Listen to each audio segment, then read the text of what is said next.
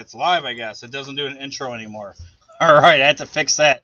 Hey, I'm back August 18th here with Crypto Poppy again.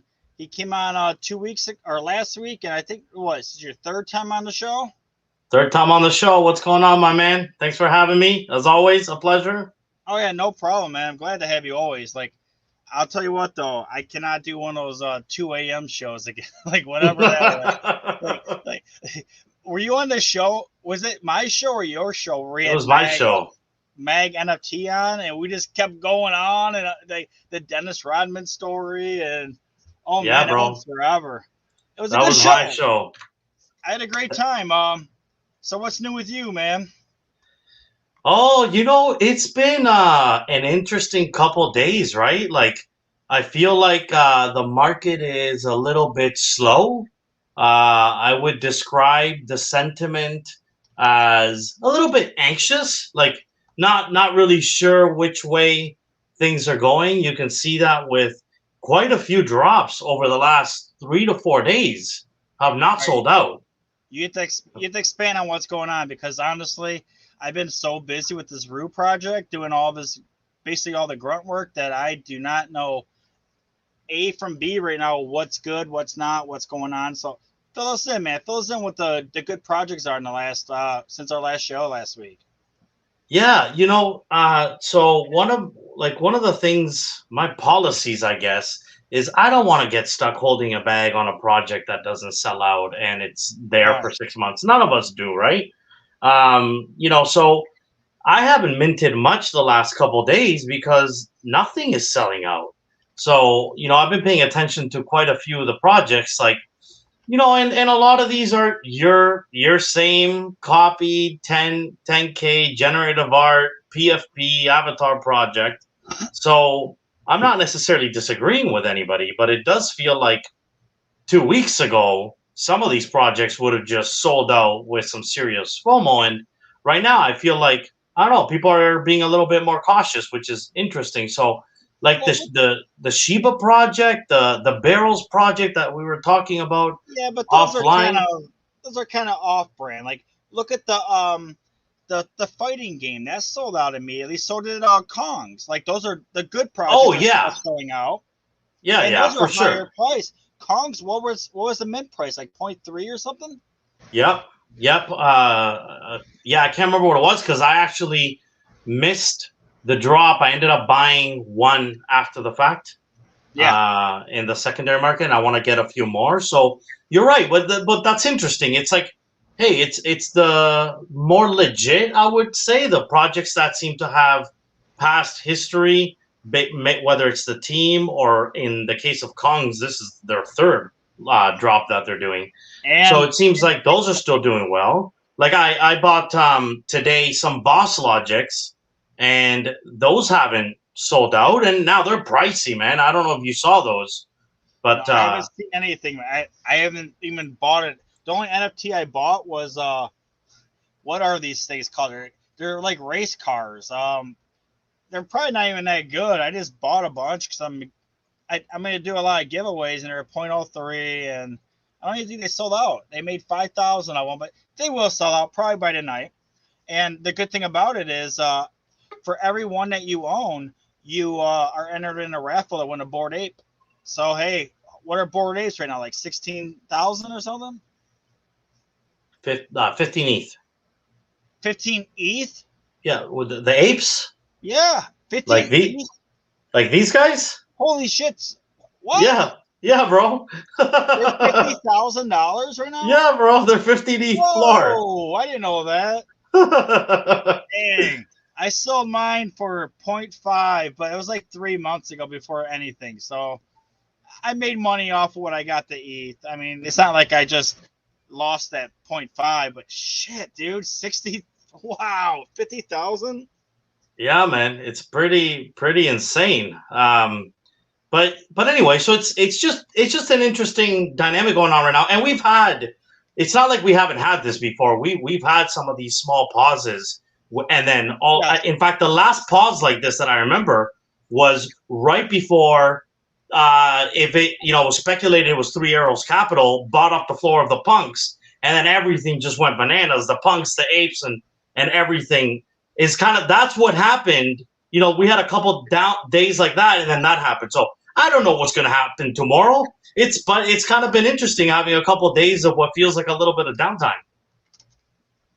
Yeah, I don't really feel it's that big of a down. No, I really feel that people are being more selective in what they're buying now, because, like, honestly, there's a lot of just shit out there now that like I compare me personally. I will never ever buy anything that's called anything that has the word punk in it. I just hate any project that's like an alt punk. Oh, there's Wade's. We have to introduce Ben first, though. Hey, Ben, tell us a little bit about yourself. I actually know Ben from real life. We've been in a fantasy football league for, 12 years now? Yeah, it's been about 12 years now. I introduced him into Top Shot a few weeks after I got in, and he's been in NFTs. Like, he loves the Nifty. He loves Nifty a lot, but he's been all over the place now, and he's actually in our server now. Tell us a little bit about yourself. And for those that don't know, we call Wade's Papa Wade's. Yes, I knew to call Papa Wade. But yeah, no, I joined in January. Turn up your volume, dude. Sure. What's Turn that? up your mic. Turn your mic up. Now? I can barely hear you.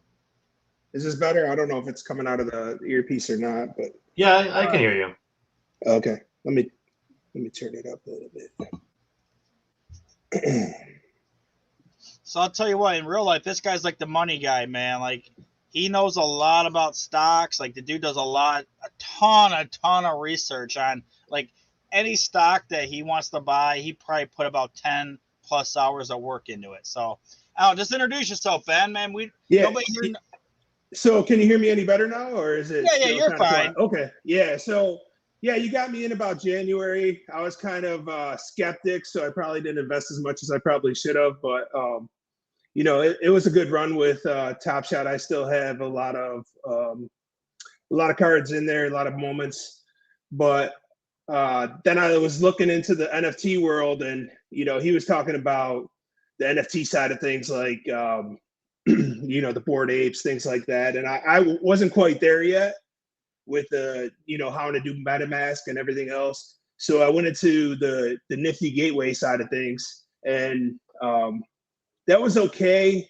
But once I really got into the NFT side of things, with the PFPs and everything else, that's where things really seemed to take off for me. So I've been pretty heavy in the space since then. Did we lose him? I think he's frozen. He's frozen. He's frozen. Yeah. He was looking Dude, for there. I thought you have been in this way longer than that, to be honest. So kind of the way you carry yourself online, and obviously the group that we're in. I thought you've been in previous to December. So you're saying you kind of joined the MetaMask world right around the Bored Apes time? Probably, right. Probably right around there. Yeah. Wow. Yeah, I took some of the stuff that I was getting from Nifty Gateway and had uploaded them to OS, and then sold it that way. It was a little better. Like, it's kind of like a quick way to spend cash and then get ETH for it without trying to pay all the fees and everything else. So yeah, that's a little tip there. Sorry, man, I missed it. I'm definitely gonna call tomorrow and I'm getting a new internet, man. I cannot take this anymore. It's the worst shit ever. Like, I have WoW cable, and I come to find out earlier this year that, like, Comcast is like the dominant, and like basically how it works is WoW gets like the extra that Comcast isn't using. I'm done with WoW. I'm going to Comcast. This is just stupid. It keeps happening too much. I'm done. I missed what you said. I'm gonna bring Wade's on for when he is ready. He said he'll be right back.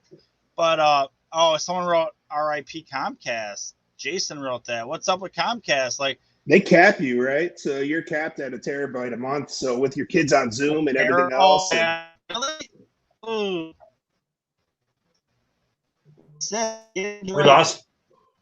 We lost him again. Me? I'm gone? Yeah. Ben, you can hear me, right? Yeah, I can hear you. Yeah. All right. Cool, man. So did you get into the apes? Or did you? I didn't. No, I was late to that. So okay. Once they what was your like first MetaMask investment. And when I say MetaMask, I mean kind of like these 10K mint projects that we're all degenning into. Yeah, I hate to put down any it was bad, right? I mean, the first ones weren't that great. I did Uniquely, right? That was the one that's supposed to be like a T-shirt that generates, and you could get an ape, and you can burn the shirt if you want to, and it turns into a real shirt that they ship you. And I missed that one. Yeah, it sounds like a cool project at the time, right? They're still around, but it ended up not being so great. So I did a couple that didn't end up too great. If I would have sat on Buzz Bears, like I got in there a little bit early, it looks like it would have been okay now. But like as you know, 5 days in the NFT world feels like a lifetime. So it's like, man, I'm sitting on this thing too long. They're not selling out, so we'll see. Hey, you guys don't see me? I'm gone. No, you're good. You're back. Yeah, you're back. Oh, yeah. Okay. Yeah. I was on here I heard everything that time. It was weird. Okay. Yeah. Sorry. I don't know, man. You guys told me it was broke. So what are you guys the last week? Like, what else has been out there? I think the things I bought were called crypto tuners, and they have about 800 left. And I'm not at all trying to shill their projects. I know nothing about them at all, except for I have 14 of them, and I'm not even going to sell mine because they're already in. They're going to make a mobile game for it. So you're going to have these little race cars that race, and Riot Racers doesn't even have. Hopefully they get their game out before Riot Racers, honestly. The cars, they look okay. I mean, they're not as cool. Actually, they're the exact same thing as Riot Racers to me. I don't really think anybody has like a badass car game out yet. Like the best thing, the closest thing I could think of that's closest to Zed is probably those damn chickens.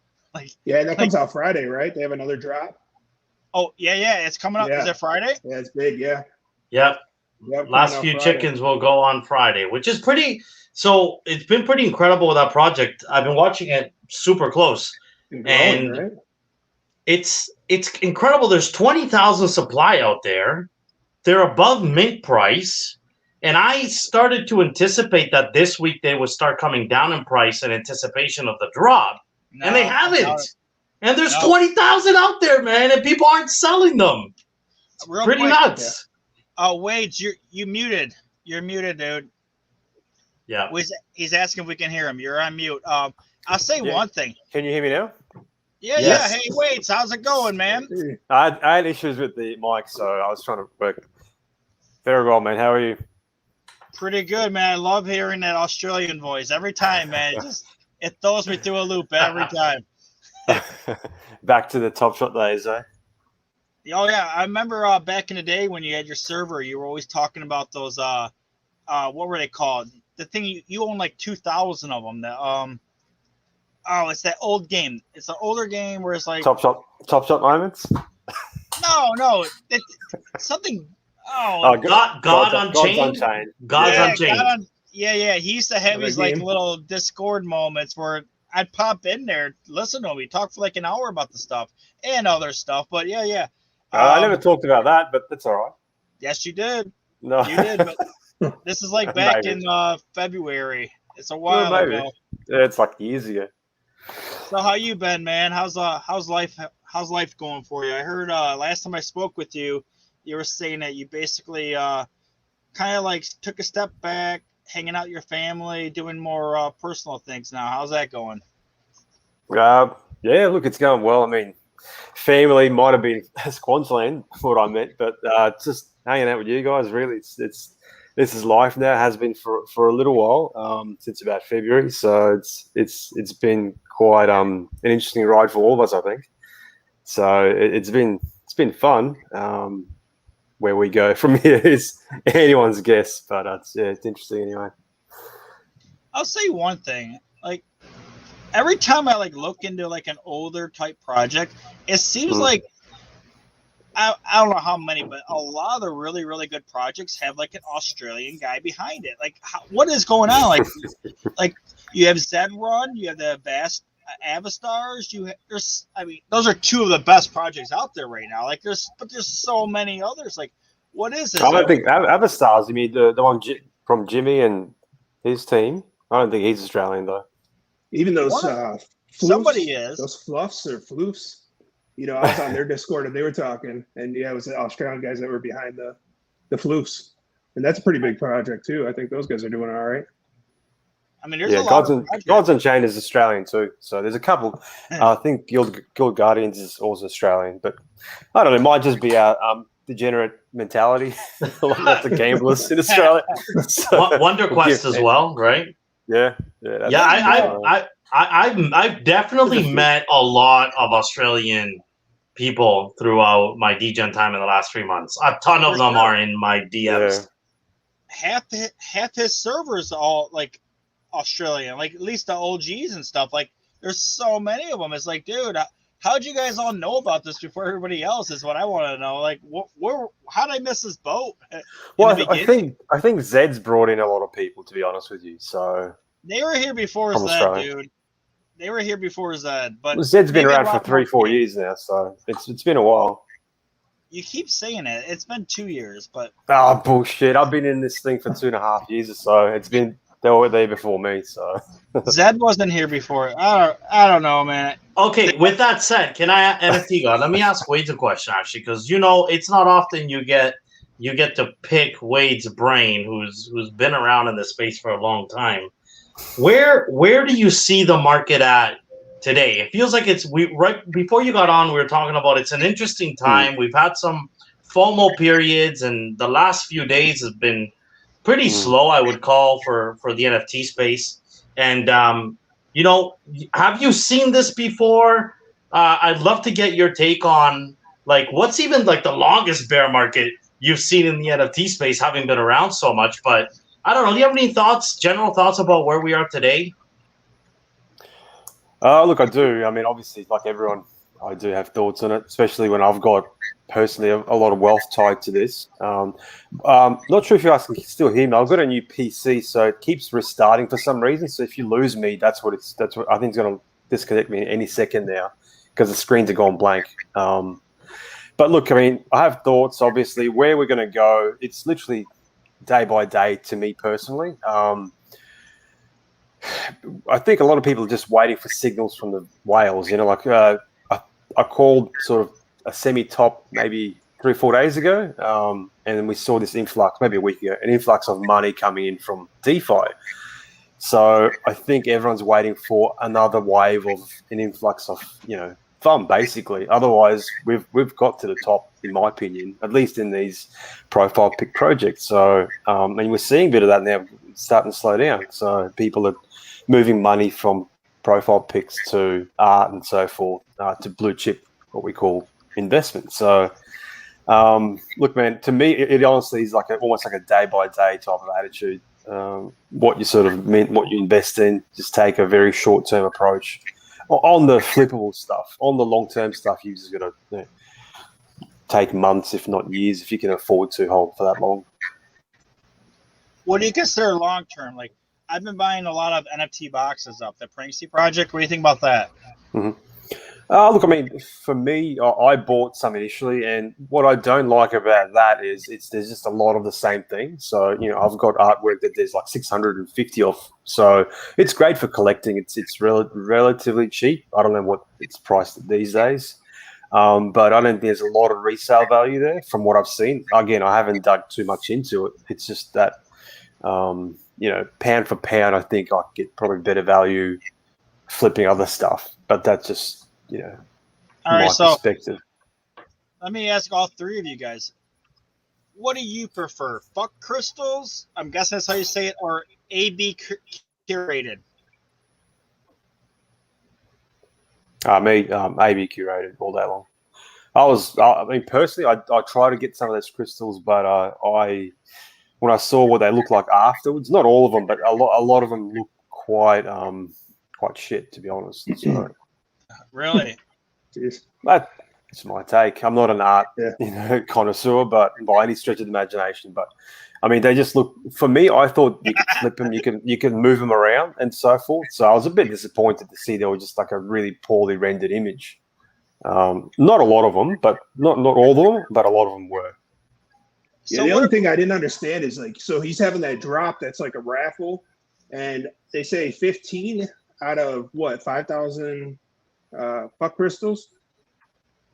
are gonna Is what get. they're really called? Are they really called fuck crystals? Yeah. Yep. And he's fuck rendered, I think. But Yeah. anyways, I think so. He said that drop, right? So even if you have the crystal, right, you have a 15. There's only 15 out of the 4,000 or 5,000, how many ever have them that could get that drop for $75. Is that right? Was it like a key? Well, I mean, so you upload it into Nifty Gateway, and then that basically gives you rights to join the raffle. But the raffle is like for only people that have this fuck crystal. So with the fuck crystal, I think there's only 15 people that have it that will get this drop. I'm not entirely sure, but I'm wondering if that's exactly how it works. I'm wondering too. I mean, you're my Nifty guy, and you don't even know, so that's crazy. Right. Do you guys know? No idea. Yeah, you're the most knowledgeable person I know about Nifty. I mean, like you've been following Yeah. Nifty for like 4 months now. I mean, like you're the one who got me. The M&M thing was on Nifty, right? Yeah, the M&M thing was on Nifty. Yep. I converted mine to OpenSea and I sold it. Yeah, that's what I did. Yeah. They didn't really do too much. Wasn't it you, Poppy, that got one of those AB curated, the ones where like you hit the ball? It was like a game where you hit the ball and you try to knock all the crystals out.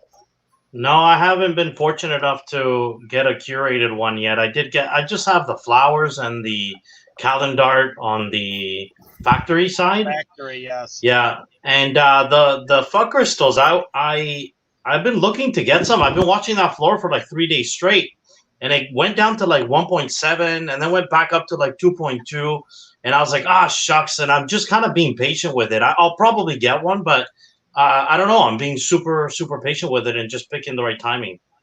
Don't you have one, right, Ben? The AB? No, Crystal. No. I was kind of you- priced out of it early, right? When I finally got enough liquidity, I think it went up again to 2 point something.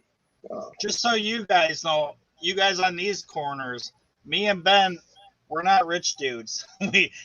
We're kind of like the treading water type guys. Are like just looking for good projects to ape in. Like sometimes I'll ape in and get like 10. I can never be the guy that can come in and get like 900.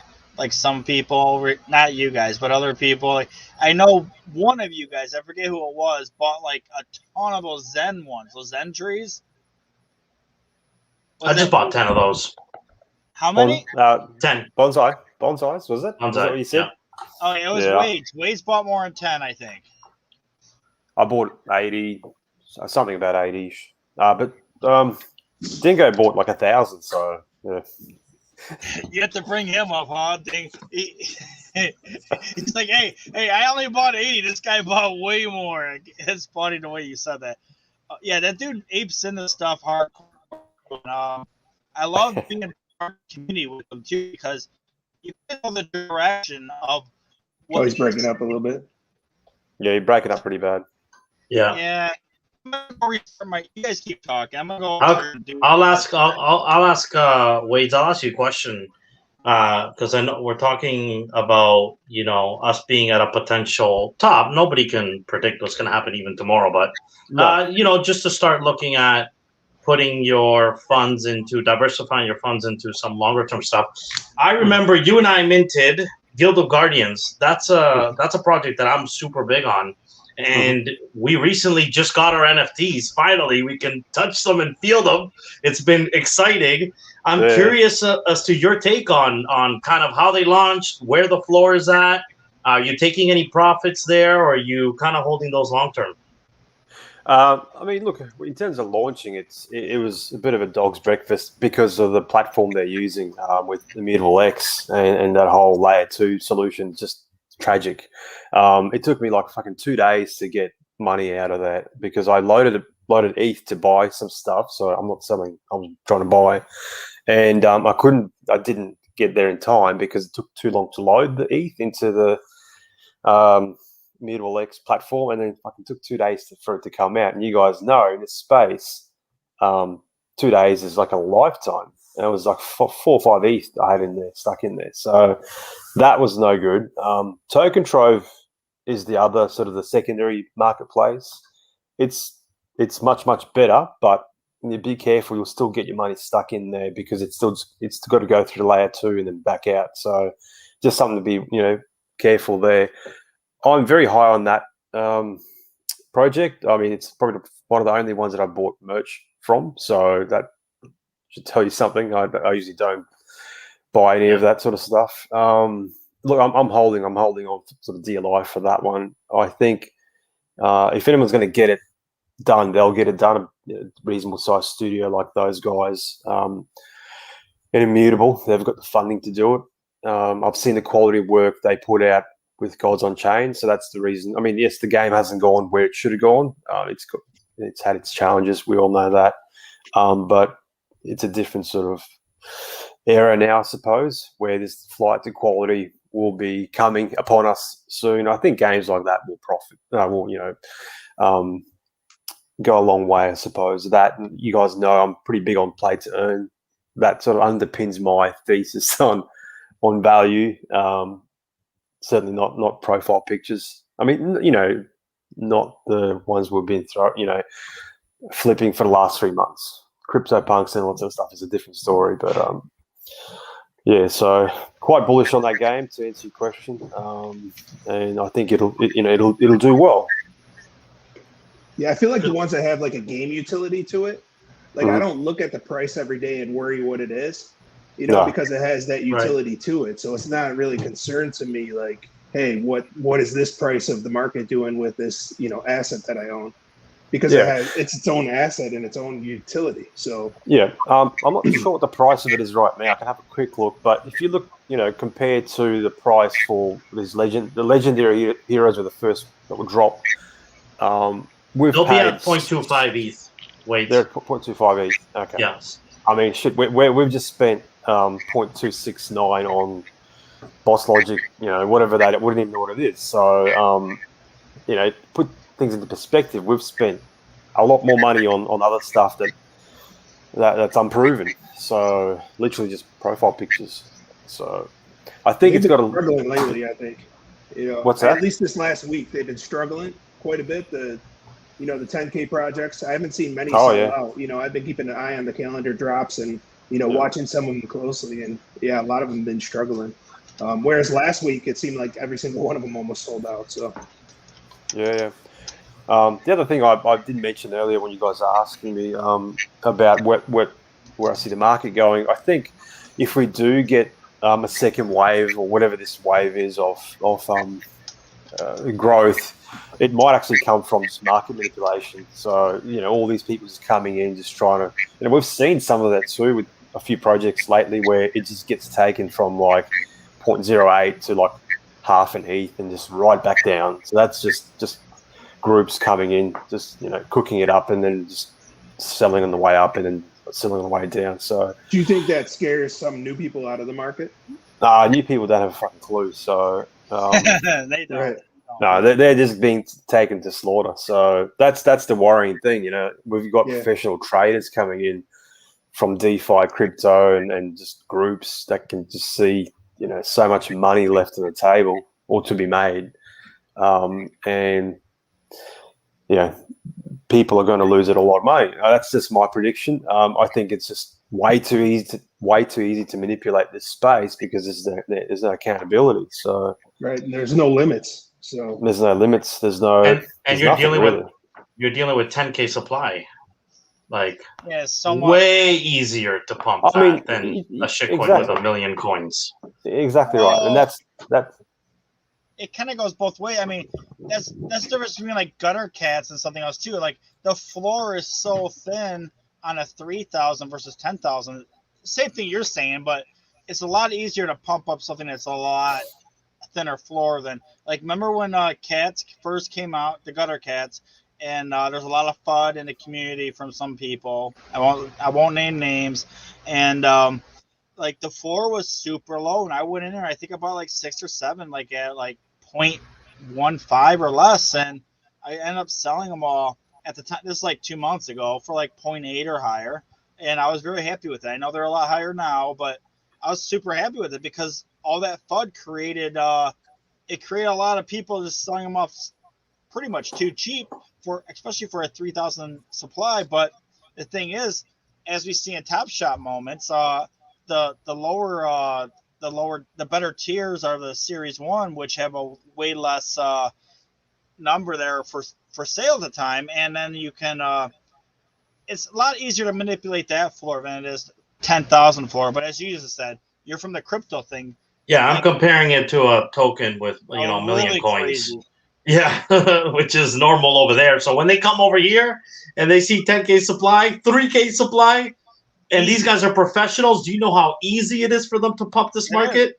Right. I've seen it in crypto back in the day. Like Well- I see them move those altcoins, like as you just said, like they bump them up like 20%, then they all sell, and then it just plummets down and it's worth shit again. I seen it, and It's just like stocks. Yeah. where are these? Yeah. Where are these communities? I want to get in one. Reddit for starters. I know of a couple, but I'm just saying, like, come on, it's so bad. Like there's no way this is gonna continue like this. There has to be some kind of government. Like, I don't even know if you can have like a national government. It might have to be like a world government, like the UN doing this, because it's all across everywhere. You didn't just say that. Well, what do you think? What's your solution? I'm just saying. UN. I don't have an answer. What's your solution to how to fix this problem where groups can come in and basically do things that in the United States would put you in prison for 10 years? Oh, look, man, there's bigger problems to solve than, the UN coming in, monitoring us flipping project. I mean, look, it's an issue, obviously. I think it's going to get a lot worse than anyone tries to even step in. And if they do, it's decentralized to a large degree. So I don't know how it's going to work. Yeah, I mean, we probably years and years away from that, if that is even going to happen.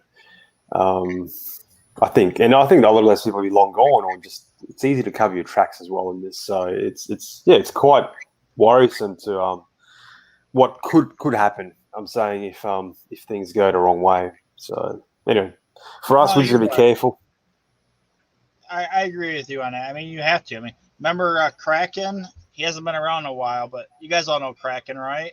Maybe not Ben, but that dude was on my show a couple times, and he basically said it's nearly impossible right now for United States IRS to track what your profits are. He said they are not equipped even close unless you self-report. Like, they're not going to find what you did, or unless you start putting over $10,000 at a time into your bank account. Like, those are only two ways that they're going to find out what you profited off this stuff for the near future. They'll probably make the companies be held accountable, I would assume. Well, that's companies. I'm talking about individuals. Yeah. Like, I'm not going to say what I'm going to do, but I don't know. I don't really think I'm going to just self-report everything either. I think you just did. Yeah. I gave so many giveaways and I took a lot of losses on my top shots that I think I'm going to actually get back money because I gave a lot to charity, I guess you would call it. Not the charitable, but they're not. Interesting. What's that? I was going to say that's an interesting point because I said the same thing to someone, apparently a tax professional, and I said, like, I'm not too worried. And he said, that's not a write-off. That's not a deduction. That's not a deductible item. So I was like, oh, fucking great. Yeah, it's not a write-off unless you give the asset to a charity that's registered with your government that's charitable. They have to be a nonprofit. And yeah, just giving all this stuff away is nothing. It doesn't help. It doesn't help me at all for tax reasons at all because I'm giving away to somebody. And honestly, I really feel a lot of people do this, but I do not at all. I feel that they predetermine who's going to get their thing, who's going to get this awesome giveaway, and I really feel like some of them they'll show like the video of them doing it. But dude, honestly, I can make like 40 of those videos and just keep doing it till I pick the person I want to do, and then post that one. They're not really doing it live streaming like right now. Like right now, if I were to like have like a dartboard and throw it, that would be legit. But I could honestly, if I wanted to, I could predetermine everybody who gets it. I mean, you could. So but that's aside the point. The real point is you're not giving this stuff to charity. You're giving it to other people, and you're not. It's not tax deductible. That's the point. Yeah, where I was coming from was more the case where if you're giving a $1,000 moment away, you're giving it away for nothing. So it's worth $1,000. So I'm saying I'm taking $1,000 loss, if that makes sense. Yes. But he said no, it doesn't work that way either. It's like whatever. Not that I'm going to report either, but I'll see what the accountant says on that, on all that. But Top Shot stuff, I think is going to be quite difficult to work out. How would you NFT, even determine when you sold the ETH, right? So like if you, ETH was at 2,000 when I sold it this time, and then the next time that I, you know what I'm talking about? Because it fluctuates so much, so I don't even know what how you would consider that taxable. On ETH, it'd have to be the money coming out. Yeah, it would be based upon the market value at the time, or is it based upon the market value now? I don't know that answer. Who's going to track that, right? Yeah, well, it gets way worse. Like we all different. I'm in Canada, right? Wages in Australia. You guys, I don't know, Ben, if you're in the US, but we're all in different jurisdictions, and applied. There's probably different laws that apply. And I actually think Top Shot's one of the easier ones because you're actually selling. When you sell, you're selling to US dollar value. But what about when I'm trading an ape for a dog? What do we do there? Or 7 apes and 2 cows and a donkey in the middle of this trade? Like, really? Explain that to your accountant. Call in the UN. Yeah. Well, and as Ben said, let's say you did it 2 months ago when ETH was all the way down to 18 or 1900, and now it's back up to 32. What's the valuation? Which one do you apply? You apply today's ETH value or that ETH value? Like, right.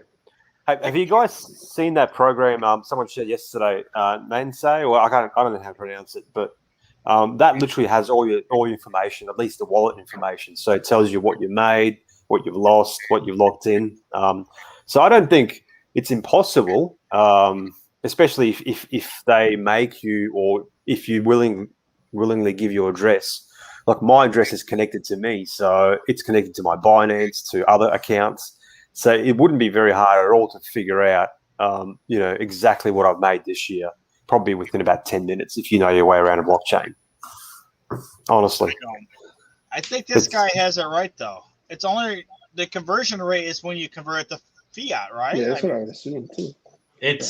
So I'll tell you guys, I discussed this with my accountant again. Remember, I'm in Canada, so US may be different.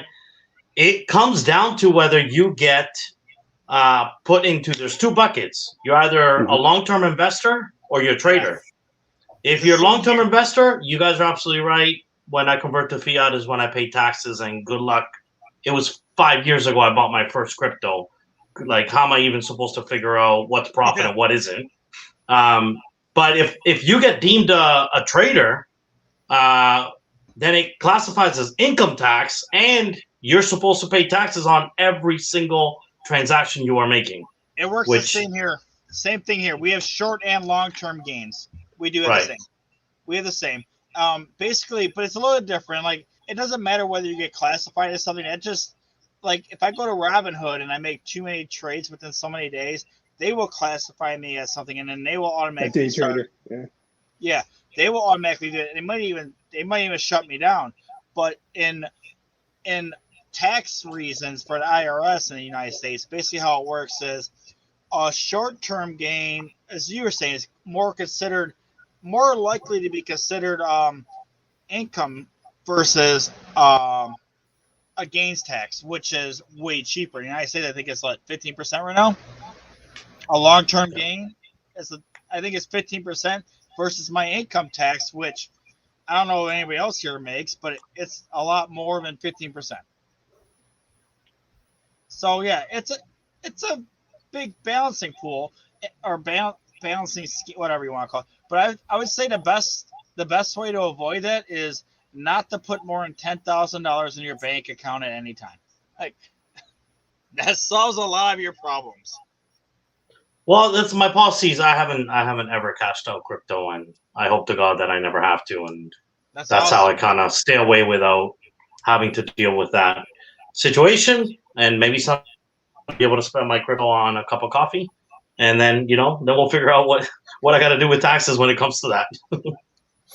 Well, Yeah, see, I'm on the opposite side of you guys. I've cashed out quite a substantial amount, so it'd be interesting to see where we get to with our taxes. When we get to it, I'll let you guys know.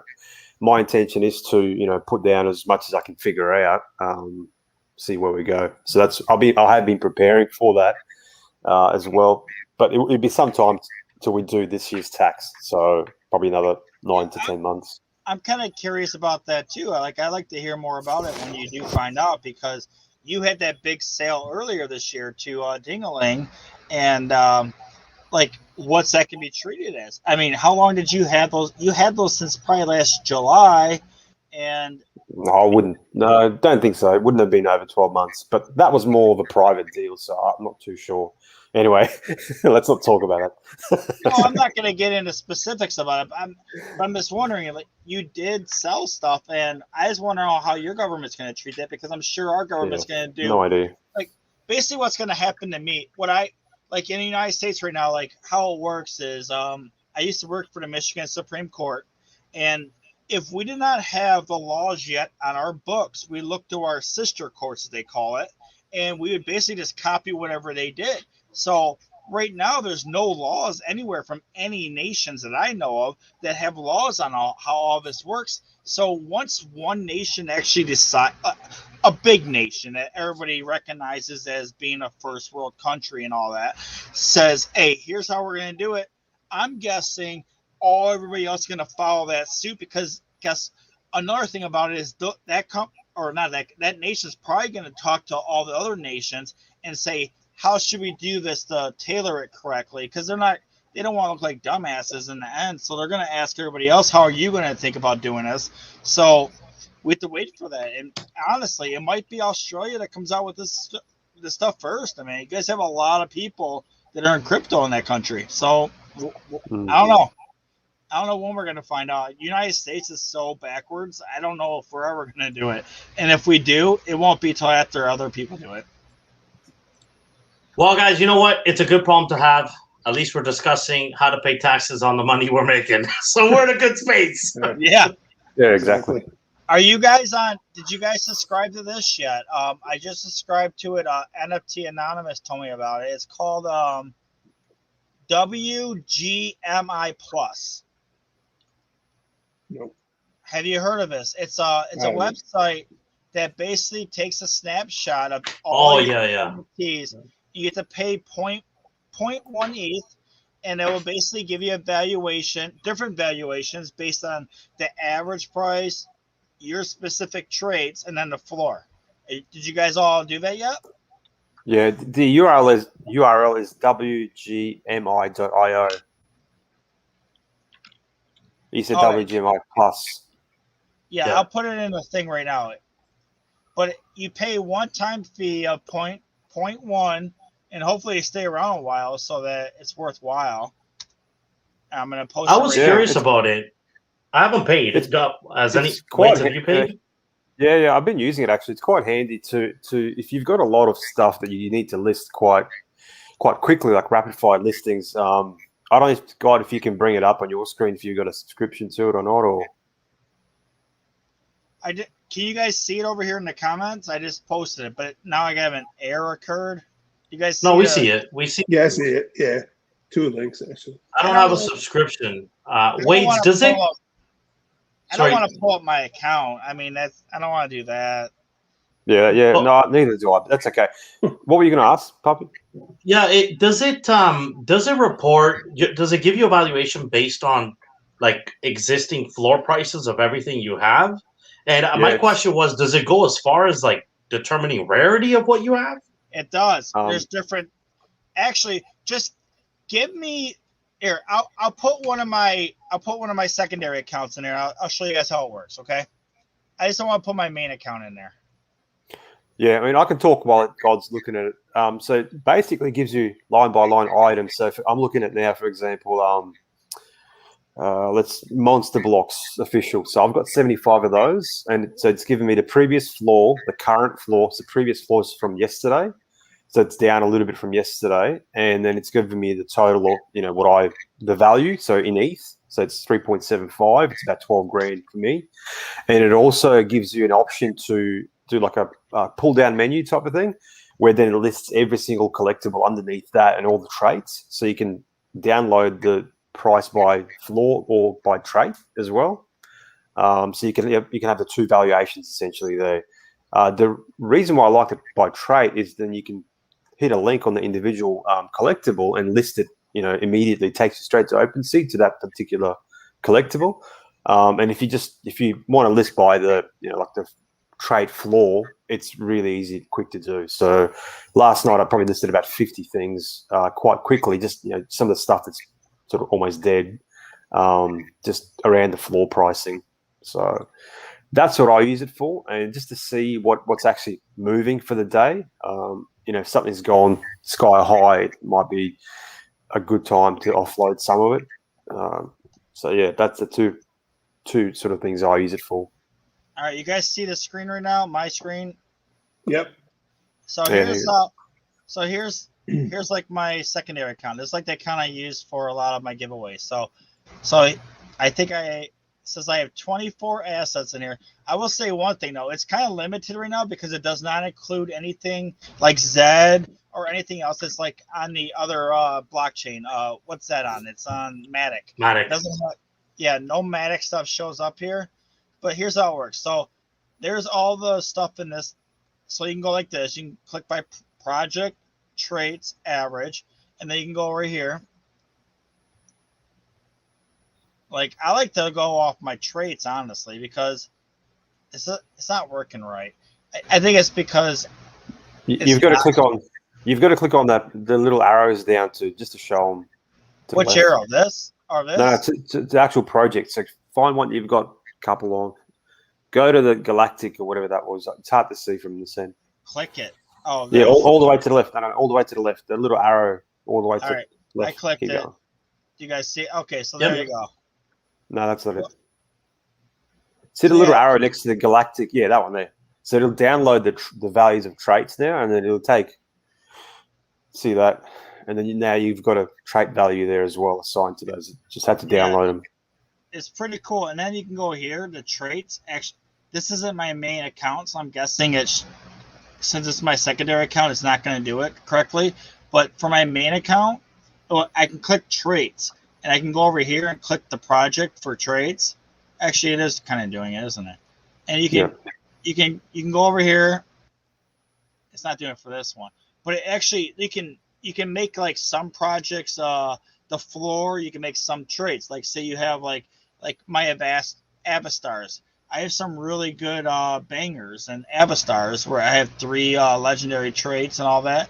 And there's no way I'd ever look at the floor. I'd always look at my traits because they have 3 legendaries. So, but it gives you a different valuation upon the average sale price, the traits you have, and the project. This is project floor pretty much right here. Can you do us a favor and just hit that little dollar sign just to show the guys what it looks like if you try to list? Where's that at? So see the action under the. I think it says action there. Sort of. You've got it's really hard to see from this on the laptop. Sell asset, yeah. Sell asset. It's trying to make under the actual cat, is it cool cats? Neon cat, whatever you got there? Yeah, that the money sign. He was I think he was just hovering it. I just clicked I clicked it. Okay, so what? It takes you to the listing itself. So all you got to do is just put in a price and hit sign. So I find that quite good, rather than me trying to find the collectible amongst 7,000 NFTs, and so that saves me a whole bunch of time. And then you include your ETH in your balances too. But I love it. I mean, honestly, I think this is definitely worth the 0.1 ETH that I paid for it. I love it. It'd be nice if they added in like where you can list it at a certain time when gas was at its lowest cost or something like that. They automated to that point. Yeah. Oh, that'd be awesome. They're not really good idea. There's so much you can do in this space. I was actually thinking about this today. Like this is, we're drilling over this, and I think this is sort of very entry level, very useful though. And you guys just came up with a good idea. Now there's just so much more we could do, and people are too busy creating profile pic projects, when I think more could probably create some of these sort of things and actually have some long-standing value as well.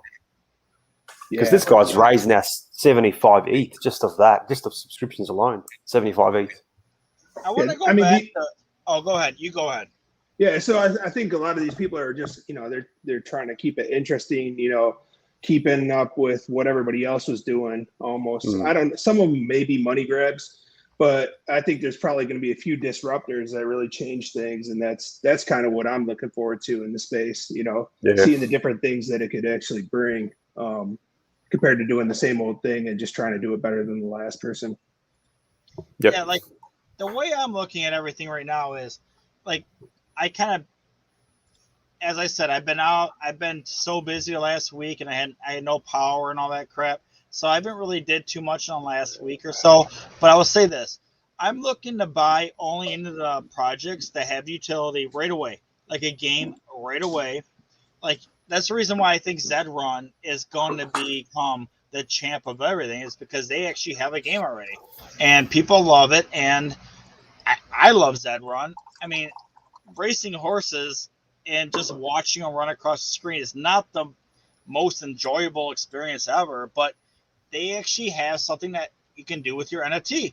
Not many people have that right now. So I've been kind of buying into these projects where they actually have at least some inkling of they started a game, versus the people are like, hey, here's just a picture and do whatever you want with it. I mean, honestly, that's where I'm at right now. That's how I pick and choose of what I'm looking for.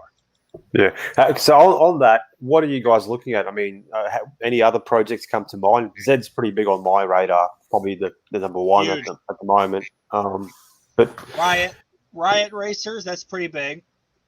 Yep. We were talking about that chicken one earlier. I think that could be interesting. Yeah. I'll say one thing. My blockchain dev, Mark, for he has the Goons thing coming out, but there's also another one too. There's two different guys coming out with games that are going to be kind of like the game I want to do for the Kangaroos, where I want like a Street Fighter game. Remember Street Fighter, where it's like 2D and you click buttons, you kick and punch and all that. There's two games coming out, and his is one of them, where they're going to actually have a fighting game, and I'm totally in with them to do a collab, because I mean we could pool our resources together and hire some really great devs and get the stuff done a lot quicker than it would take on your own. But yeah, I'm looking at that kind of stuff. So you have the 3 racing games. You have Riot Racer, which when are they ever going to come out with that? I don't even know if they have timetable, because I was on their Discord today, and they were saying the developer's wife has COVID, is in a hospital, and he's now has COVID, and now they're pushing their drop off by like a month. So who knows when that's going to happen? I mean, that's probably going to push everything off. I mean, if it's going to push I think it was called Marketplace. So if their Marketplace is pushed off a month, that's going to probably push everything else off a lot. Yeah, there you go. Voxies. Wades knows all about Voxies. Like, you have a ton of those guys. They have a game coming out. When's that coming out? Yeah, look, there's a lot of good stuff happening there. I mean, I invested in that. Obviously, mentioned Play to Earn before. So tokens, I think they're going to be dropping. I don't know when, but relatively soon. So basically in the same sort of light as Axie Infinity, I think it's called Axies. Yeah, that's a big one too. Playable demo will be out probably next month or two, but it won't be blockchain based. So it'll just be an actual game you can just try out. But so just so they can get a feel for what people like, don't like, just to get some feedback. So that'll be just a beta product. No, once I get back in everything, I'm going to buy a couple of Voxies for sure. I love that game strategy. It's like, what? It's an 8x8 squares, and you're fighting like your army against their army or something? Basically, like turn by turn. But before I forget, you mentioned the point before about devs. I've had a couple of conversations out with a couple of the probably larger projects, and they're struggling to find devs to work on, or to either work on or to speed up the timeline. And it's because of these, profile pic projects, because everyone's sort of jumping in and making all this money as a dev. It makes no sense to go out and earn, whatever they earn, 100 grand a year, when you can just do a project and earn probably 5 times that. So they're struggling a little bit, which is interesting. So I don't know what to sort of think of that, but that's been a thing for the last couple of weeks, where I've been asked if I know anyone, and so fingers crossed. In a way, it's good. In a way, it's bad. Like, if the market collapses, we can sort of go back to the more blue chip things, some more natural order of things. But if we're also all invested heavily into some of this stuff too. So, anybody know about this? Anybody have an answer to the Jeremiah wavelength? I don't even know what that project is, so I can't answer it. Animetas? Yeah. I have some of those for sure. Honestly, I just like the art. The community is pretty engaging, I gotta say. Like, the team's actually been pretty engaging in the Discord as well as on Twitter. I don't know. I'm kind of like an old school arcade freak, so I was really attracted to the art from the moment I saw it. I like arcade stuff too. Like, back in the 80s, not 80s, 90s. Like, my arcade stuff is probably like Mortal Kombat and Rampage. Remember that old game? Oh yeah. Even Contra. Oh, yeah. Remember Contra? Of course. No, I remember that one. Yeah. I remember I had a Nintendo, but I never played an arcade. Oh, okay. I used to play Mortal Kombat, like, back in the day when Mortal Kombat, like, I think it was number 2, when they had, like, the dude with all the arms. When that came out, or whatever. Yeah, I had like a cheat code. I knew a dude that knew the dude, and like, he gave the code to us before the game ever came out. We're like, you're the guy that can like change all your appearances. He gave us the code where, like, you hold on a button the whole fight, and at the end when you win, you change into like some crazy dude and you like eat them or something. And like, we used to just go to arcades and just blow people's mind. Like, how did you do that? We're like, we'll never tell you. I could never get the fatalities to work, so I didn't play it as much. Right? I would try the buttons, I used to play that game, and around the same time period, there's this awesome racing game where you can like be a school bus and shit. And at the end, when you win, you get to like, you're like on the top of the White House and like a hot tub with Bill Clinton and stuff. It was a really weird ending, but the game was funny as shit. The game was awesome. Like, you're in a damn school bus and you're just beating the shit out of all these awesome race cars and shit. So I had a lot of fun playing it. I used to live next to a bowling alley, so they had like a little arcade there, and we used to always go up there, me and my buddies. So I want to say something as well. So Rice Boy commented on my swag, and so Top Dog. So here's a project that I just gotten really. First of all, I missed the mint. I didn't know about it. I found it, I don't know, accidentally. Somebody shilled it, and I looked at the art. I'm like, man, these dogs to me actually look really good. Like, artistically speaking, they're, in fact, I want to, they have a photo booth where you go onto their site, you put all your dogs together, and they put up your dogs in a photo booth. I'm getting that printed out and putting it in the basement. And there's not much art that I have that's NFT art that I would put in my basement. That's how big I am on the art. But, I gave up on Voxy. I did invest in it like 3 months ago, and I sold my last one like last week, actually. And it might develop a game, and I might get back into it, but things have pumped up a bit, and I was like, okay, I've had this thing for long enough without any value at all. And sometimes the simplest things bring value to my daily life. And Top Dog, basically, if you buy a dog, you go to their website. Every day, you get a shot at winning the pot. And look, we're all freaking gamblers here. Don't say we're not. We're all dickheads. We're all gamblers. And it is actually entertaining me. I got, I think, 8 dogs.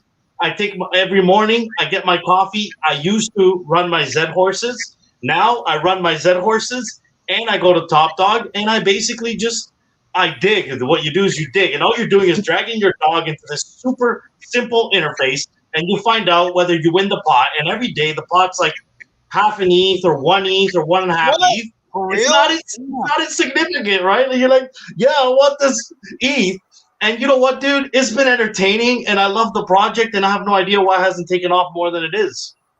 Oh my god, that's so! Oh, I didn't man. even know they did that. Yeah, I I'm didn't gonna even know buy about some that of either. these. That sounds pretty Top cool. dog, right? And they sent me Yeah. free merch. I did not pay for this. Well, Oh, nice. the only reason I never got a top dog is they're like the third dogs, right? Like you had the Doge dogs, and you had the fans only dog, and then you had that one. Fans only? Whatever There's like her name 7 is. dogs now. Yeah, but what's her name? Crypto Babe. Yeah. Doge Army. I don't know. I can't even remember. Doge Pound. Doge Pound. And they So got it's Dogs called Unchained Top are Dog. coming out too, right? Top dog is what I need to do in order to win one ETH a day or half an ETH a day. And there's, by the way, because there isn't enough dogs, there's one coming out next week. And for me, it might actually be one of the best ones I've seen if they can deliver on the gaming piece, because it does have a gaming piece. What's It's the game? called K9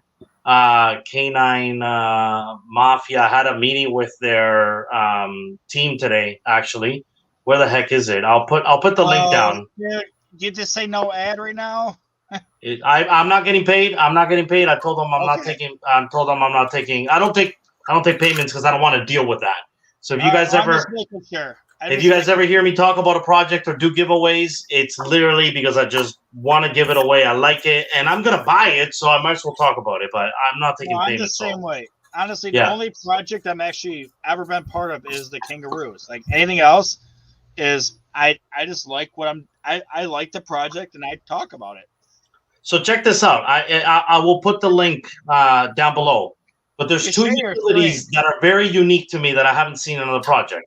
Number one, so they're dogs, and they're basically cartel. They're canine cartel, they're called, and they're cartel dogs, and they're part of the Mexican cartel. Mafia? And drugs. the 2 utility is you're going to be able to trade in your dog, and he gets a tattoo. So you determine what gang he belongs to, and then you get your dog back as an NFT with an added tattoo, which I is love it already. super interesting. We've never seen anything like that. And the second thing is it's actually going to be a game. Check this out, where you bring your dog and your opponent brings his or her dog, and your 2 dogs fight, and the winner keeps the loser's dog. Oh, that's sweet. It's like You're Pink literally Slips, huh? gambling With a against your dog? dog. For pink slips, right? Yeah. We So- lost Who's Wade. Yeah. What's this? What's the Boss Logic Gauntlet? Oh, that's that Marvel artist. They were selling today. Yep, I bought some of those today. 0.29 each. Ooh, that's $1,000 a pop, man. Oh, I know. I bought 4, but I'll tell you what, man. And I don't usually buy before it's going to be a for sure sellout, but I think How those are many? going to sell out. You said 4? Yeah, but listen, how many? Think about it this way. First of all, no gas war, selling consistently, but not necessarily creating a gas war. How many good projects over the last couple of weeks have launched where 0.25 was the price you were paying if you wanted to actually get it because you had to jack up gas from 0.07 to something ridiculous? No. You can't trick me on the gas because that's always part of it. No. The only other project to even start above that price was the one by the Curie guy. Curie's wife. Whatever her name is. That the hot girl that's in all the movie. Shit. What? Stoner Cats. That's the only other project that started. Yeah, like Desired said, it was an established artist who was behind this project, right? They worked with like Marvel and everything else. And they're supposed to give you some type of utility with the game, but 10,000 I thought was a lot at the price point. Like I feel like they could have done less and probably sold out a lot quicker. But I mean, I think they'll probably eventually sell out. They're gonna sell out. They started out though for like early adopters at 0.07. So like the first, what was it, 250 or something like that. Early adopters that Boss Logic got for 0.07. Buck Render 2 is part of that. Yeah, Okay. It's definitely got a different, for all the projects I've seen lately, and paying 0.07 or 0.05 and then getting into a gas war. This one feels a little bit more legit. And Boss Logic, Wade's is gone, and I know he's a massive fan of actually his profile picture, which is the Slum Doge. He just Oh, he loves them. he's the one that just did the Slumbogeenies. The same artist, right? What's that? I don't even know what that is. You don't? Genies. No, the Slum Lamborghinis. Slum Lamborghinis. Yeah. Oh, the Lamborghinis. Yeah. It's that artist, and those Lamborghinis are, for me, way better than the profile picture. No, I know what you're talking about now. I'll tell you what. I have I got an email yesterday about Marvel Digital Comics. They're actually going to be on VV. Yeah. And I mean, what do you think about those? They're going to have Fantastic Four, Loki. I should really post on my real screen, but like they're gonna do all the Marvel comics on the damn VV now. Like VV is gonna be bigger than it is right now, but it's gonna. I'm saving all my stuff. I have so much. I probably have like I say like 40 things on VV. I'm just gonna hold them off for like a year or two, and hopefully they pop one day. Because right now you can't even pull your money out, can you? It's like old Top Shot where you're like stuck with your money in their marketplace only. That's how that DraftKings thing is. They're doing the same thing as Top Shot did, where your money's kind of stuck for the time being. But I know people are making a lot of money on there when they hit the drops on those. Even the Wayne Gretzky's, I think. I saw that. Like 80 grand. So Wayne Gretzky NFTs. That was today. Yeah. It was yesterday was the thing on it. And then Friday, you can actually get the signature ones, which are a little more expensive. But Jeremiah is asking, when is the VV digital comic drops? It's actually 3 days. On the 19th, they have. That's tomorrow. Yeah, but they have 3 days. They have a 19th. That's like a whole bunch of weird. I don't even know how to. I'll post this stuff in Squanchland later tonight. I'll just post the email because it's kind of weird how it's all written out. But it's the next 3 days. They have different comics released in the next 3 days, and I don't even know if they're totally different comics. They might just be different rarities on the comics. Oh, what's this? Got one of the 275 Gretzky's. Nice. That's a steal, I had it on my calendar, but as I said earlier, I've been so busy. Is that Wade's playing at the Pots and Pans? Does he not know he's back on? Like he's like. Fuck, sorry. I didn't know you let me in. Oh man, the laptop ran out of battery. The computer's restarting. I don't know what's going on. I'm back now. Not much, man. What are you cooking over there? Me, I'm not cooking anything. Just talking to someone on Twitter. I didn't know I was back. Sorry. It's interesting. I've seen a lot of these domain guys, the domain names. I used to buy and sell a couple way back in the day, and I've seen a lot of those guys come through in the last couple of months. So obviously they're seeing the money that's being made and decided to jump in as well. This is pretty cool. These I'd love to get Wade's thoughts on Boss Logic that went out today, since I know you're a fan of the collaboration they did with the Slum Doge. Did you see the drop today? The Boss Logic drop?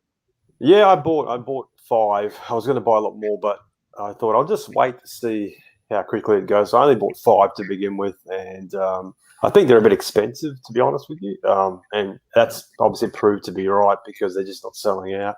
Yeah, it's way too expensive. 0.3 something. Come on, dude. Yeah. Look, so we'll see where it goes. He has some following. Obviously, he's a brand on its own, so I'm still confident it'll do okay, but it might just take a little bit of time to work through the inventory. So ideally, it would have been probably under 0.15. What's the actual price? 0.29, 269. I think it's 269. There's a 69 in there. It's 269 times 10,000. Yeah, it's a lot of money. So Wade's outside of the money grab, man.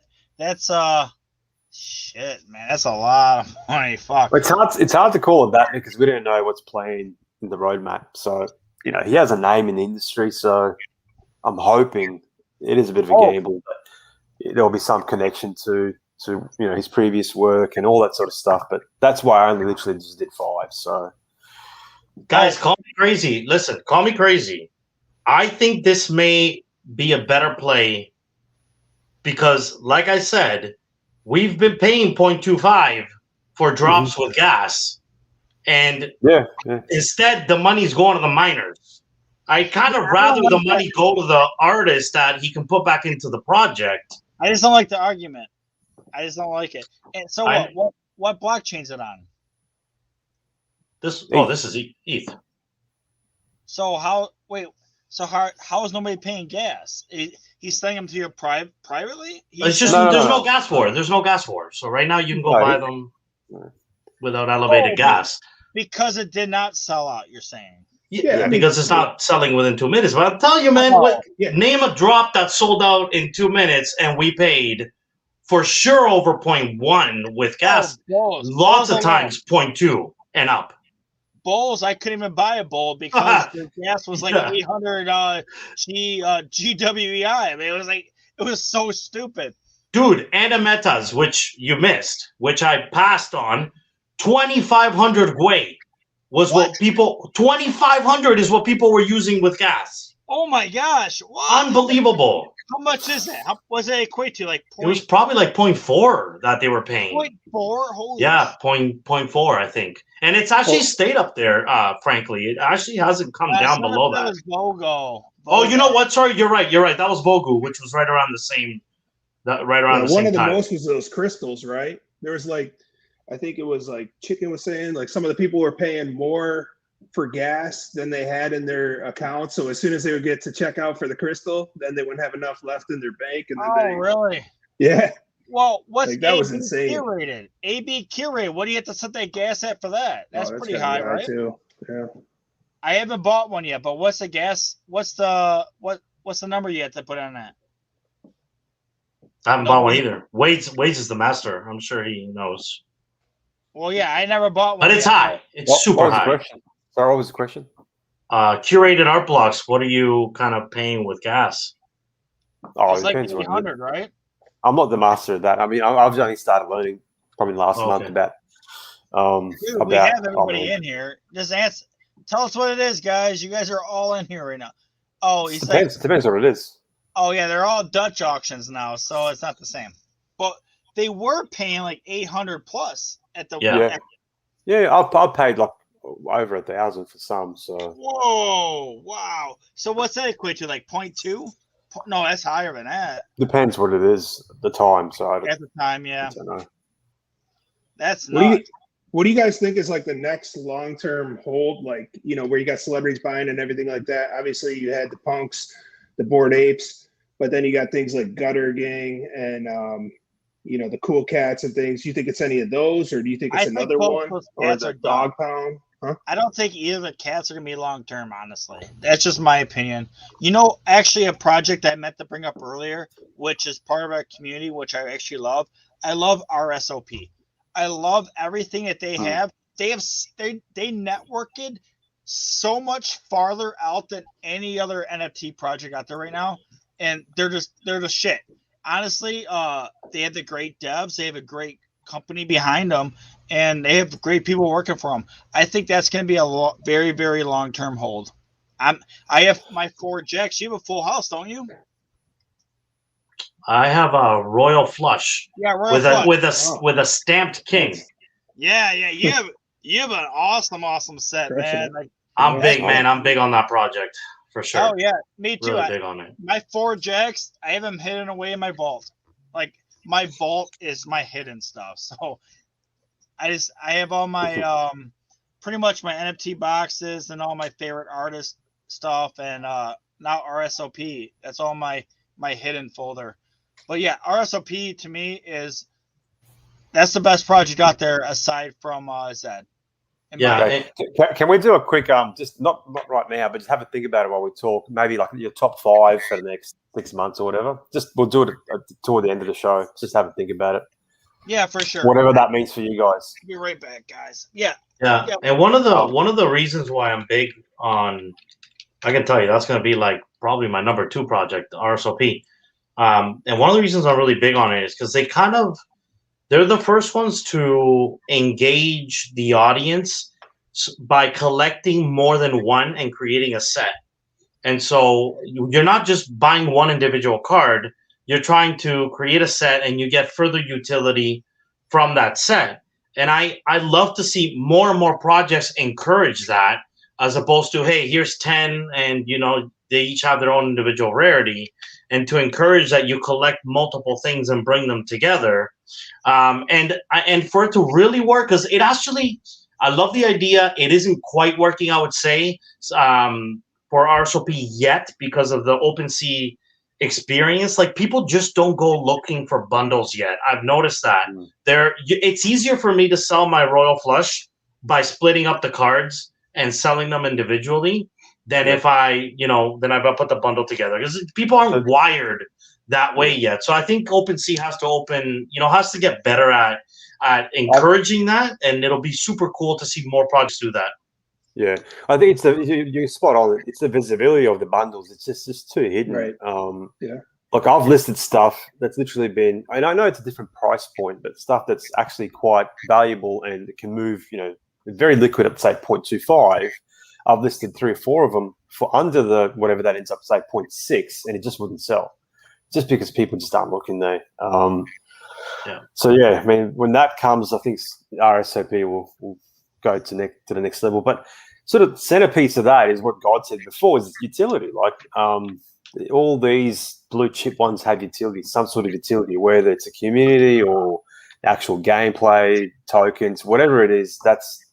I think that's where to answer Ben's question. Do you mind if I call you Ben, or is it Benjamin? Oh, you can call me Ben. That's fine. What the next thing is, I think it's that play to earn, something that has utility that people can actually quantify, because everyone's just going to get sick of this shit that eventually. For sure. Right. Yeah. I mean, people are just plunging in the penguins, right? It's just without doing any research at all. Don't help them out with that name. That's not what plunging means. Plunging means you're a plumber, dude. Don't help them out on that. I'm just kidding. I was ranting them earlier about it. For sure, everything's the exact same now. Like, it's just exact same, but you have a different variation of what the picture is. Yeah. Just real quick, I can actually probably name my top 5 right now. I mean, I'm not gonna say CryptoPunks because not many people can actually buy one. You just can't. Make it reasonable. Yeah. So, and I can't even say Bored Apes anymore, because you just said there's 60,000 now. So Bored Apes would be my top 5 if it was less money. So my top 5 right now, and I'm still on. Top Shot is still my top 5 for long-term hold. But are we gauging this on the value or the funness factor? Like, what's the criteria for this? Well, since I brought it up, I'll make up something to go. I think it's, for me, to be honest, it's more what will hold the most value. That you can forget it. Yeah, that you can substantiate. Yeah. So, like, yes, Art Blocks is very cool, but that, some of that stuff's trading for 500 ETH. If the market completely collapses, that sort of art-driven value, I think, will not maybe collapse entirely, but it will absolutely come down. And there's obviously a risk there to buying a punk for $1 million. We've seen it. We've seen it recently where people have bought it for millions, come back to half in an instant. So it's very subjective. But the people buying this stuff right now, like, you just named it 2 projects right now that all the DeFi guys are buying. Like, they're basically like the dingalings trying to basically diversify their crypto into NFTs, and that's what they're buying. They're buying AB blocks, CryptoPunks, and apes right now. Like, those are the top 3 things I believe that they're all buying, because they all are high enough up right now, and they should probably hold long-term value. So I can't really state any of those for what we're talking about right now, because I mean, AB blocks for sure, AB blocks curated are for sure my top 5 right now, but I'm going to exclude them just because, I mean, they're only in that grouping for the wrong reasons. What we're talking about, like, we're talking about value, but I'm also talking about utility. So for utility, Zed Run's number 1. Top Shot is still my top 5. I can't, although it lost a lot of value since I got in, they're still my top 5 for long-term hold, especially Series 1. So I have Top Shot, I have Zed, RSOP. I like those pills. I think the pills have a lot of value because they're gonna be all across many different areas. And I don't know if you guys like them. I know Danny Ukes a little bit, and I don't think he'll never let that thing die. He's gonna keep on it. I love it, and I like the chickens. If the chickens come through, I mean, you can buy everybody. You got to buy them for 0.03, man. It's so cheap, and if that game actually comes through and is solid, they're in my top 5. But there's other. Voxies. Voxies is also, that's my last one for my top 5. Voxies, only because I've talked to the guy all the time in your server. Is it Ryan? Mm-hmm. Yeah. Yeah, I mean, they are. My bad. Etherfish. Etherfish is awesome, and it could be good. Like, honestly, I told the guy to reach out and talk to like Dick's Sporting Goods and try to get some sponsorship for that. I mean, that'd be awesome if he could do that. But right now, I mean, they keep pushing the game back. I don't really know when it's going to come out and what it's going to be, so I can't really say they're in my top 5. But another one, I mean, honestly, I wish I knew more about them. But you have the Guild of Guardians, and you also have the Axes. But I don't own any, so I haven't done enough research. They might be actually in the real top 5. Like, are they in your guys' top 5? Either of those guys? Yeah, look, obviously Axis would be top 5, but I'm also, you have to think of potential price appreciation. I think that's had a decent run as well. So just like punks have, something that you can get in now, you can diversify somewhat safely. I don't know. So that, yeah, obviously we just did this on the fly. But for me, it'd be probably Zrun would be first. Yes. Top Shot would be second. Once that becomes decentralized, that probably goes to number 1. They've still got a long ways to go with, where they can go. So Boxies would be third. Guild of Guardians would be 4th. Oh, wow. Struggling for the 5th. Yeah, Chicago just posted some good ones. It's really hard to say top 5. Like, I could do a lot better at top 10. There's actually like 10 of them that could be in the top 5, in my opinion. But he has Top Shot. Yeah, Avastar. Yeah, Avastar's good too. Yeah, there's a lot. As I said earlier, I was talking to a guy on Twitter earlier. He's another Australian guy, and my giveaway coming Friday is going to be an Avastar. And the guy's like, "What is this project? I'm going to enter, but I don't even know what this is." I'm like, "This is the closest thing you can get to." Shut the fuck up, chaps. Doctor Who. Just shut up. So the guy was basically like, "I don't even know what Avastars is." And then I was like, it's probably the closest thing you can get to a CryptoPunk right now, because when did Avastar start? It was like 3 years ago. When did Series 1 start? It's more than 2.5 years ago. Like, yeah, more than that. So I've been here for about 2.5 years, and it's before me. So it's an older project, and they're done now. And you have a very small. I mean, not compared to others. I mean, they had 5 series. But the thing is, once you do these replicants, it's going to get smaller and smaller and smaller, and eventually people are going to have all, like, 13 traits? Everybody's going to have all legendaries for the replicants, and everybody's going to want to get that. So I honestly think, yeah, Avastars definitely could be in the top 5 for me as well. What do you think of Tops? I mean, I know that's kind of a garbage product for the most part, but they only release once a year. So it seems like the value's kind of been, steady for them. They don't have the multiple drops. The friends too, as brilliant just said, the friends, they could be in the top 5 too, because it's Gary V. He is like NFT dude, right? Like, who's a bigger name in the NFT community above Gary V? Maybe Pranksy? Is he that high? I don't think so. I don't know. Pranky's pretty high though, but I don't know if he's Gary V. I don't know. You guys have been in this longer than me. No, any people outside of the NFT world know who Gary V is. They do. It's like, yeah, I think he's more well known than most. Sometimes it doesn't matter in the NFT space though, right? I mean, obviously everybody knows, who Ja Rule is, and I don't think him backing a project really has any type of, huge benefit to the project myself. But people. It doesn't seem to, right? It doesn't. It's funny you say that, Ben, because I kind of noticed that lately too with Ja Rule's. Like when Gary Vee talks about a project, floor goes up immediately, guaranteed. He shows up in the Discord, floor goes up. Ja Rule talks about a project. I don't know. I look at the floor, nothing happens. Yeah, but Ja Rule's a rapper. He's not the same thing. I mean, it's not even. I mean, there's some rappers that could probably talk about a project, and I might even buy in. Depending on who the rapper is. But it would have to be like Jay-Z for me. Like Kanye West. I mean, everything that guy touches. Maybe. As crazy as that guy is, Dr. Dre. Everything he touches is gold. So it's like, I don't know. I think he could back a project and sell out right away. No, you're saying something different now. You're saying backing a project versus shilling a project. So there's a difference there too. Like, look at Ashton Kutcher.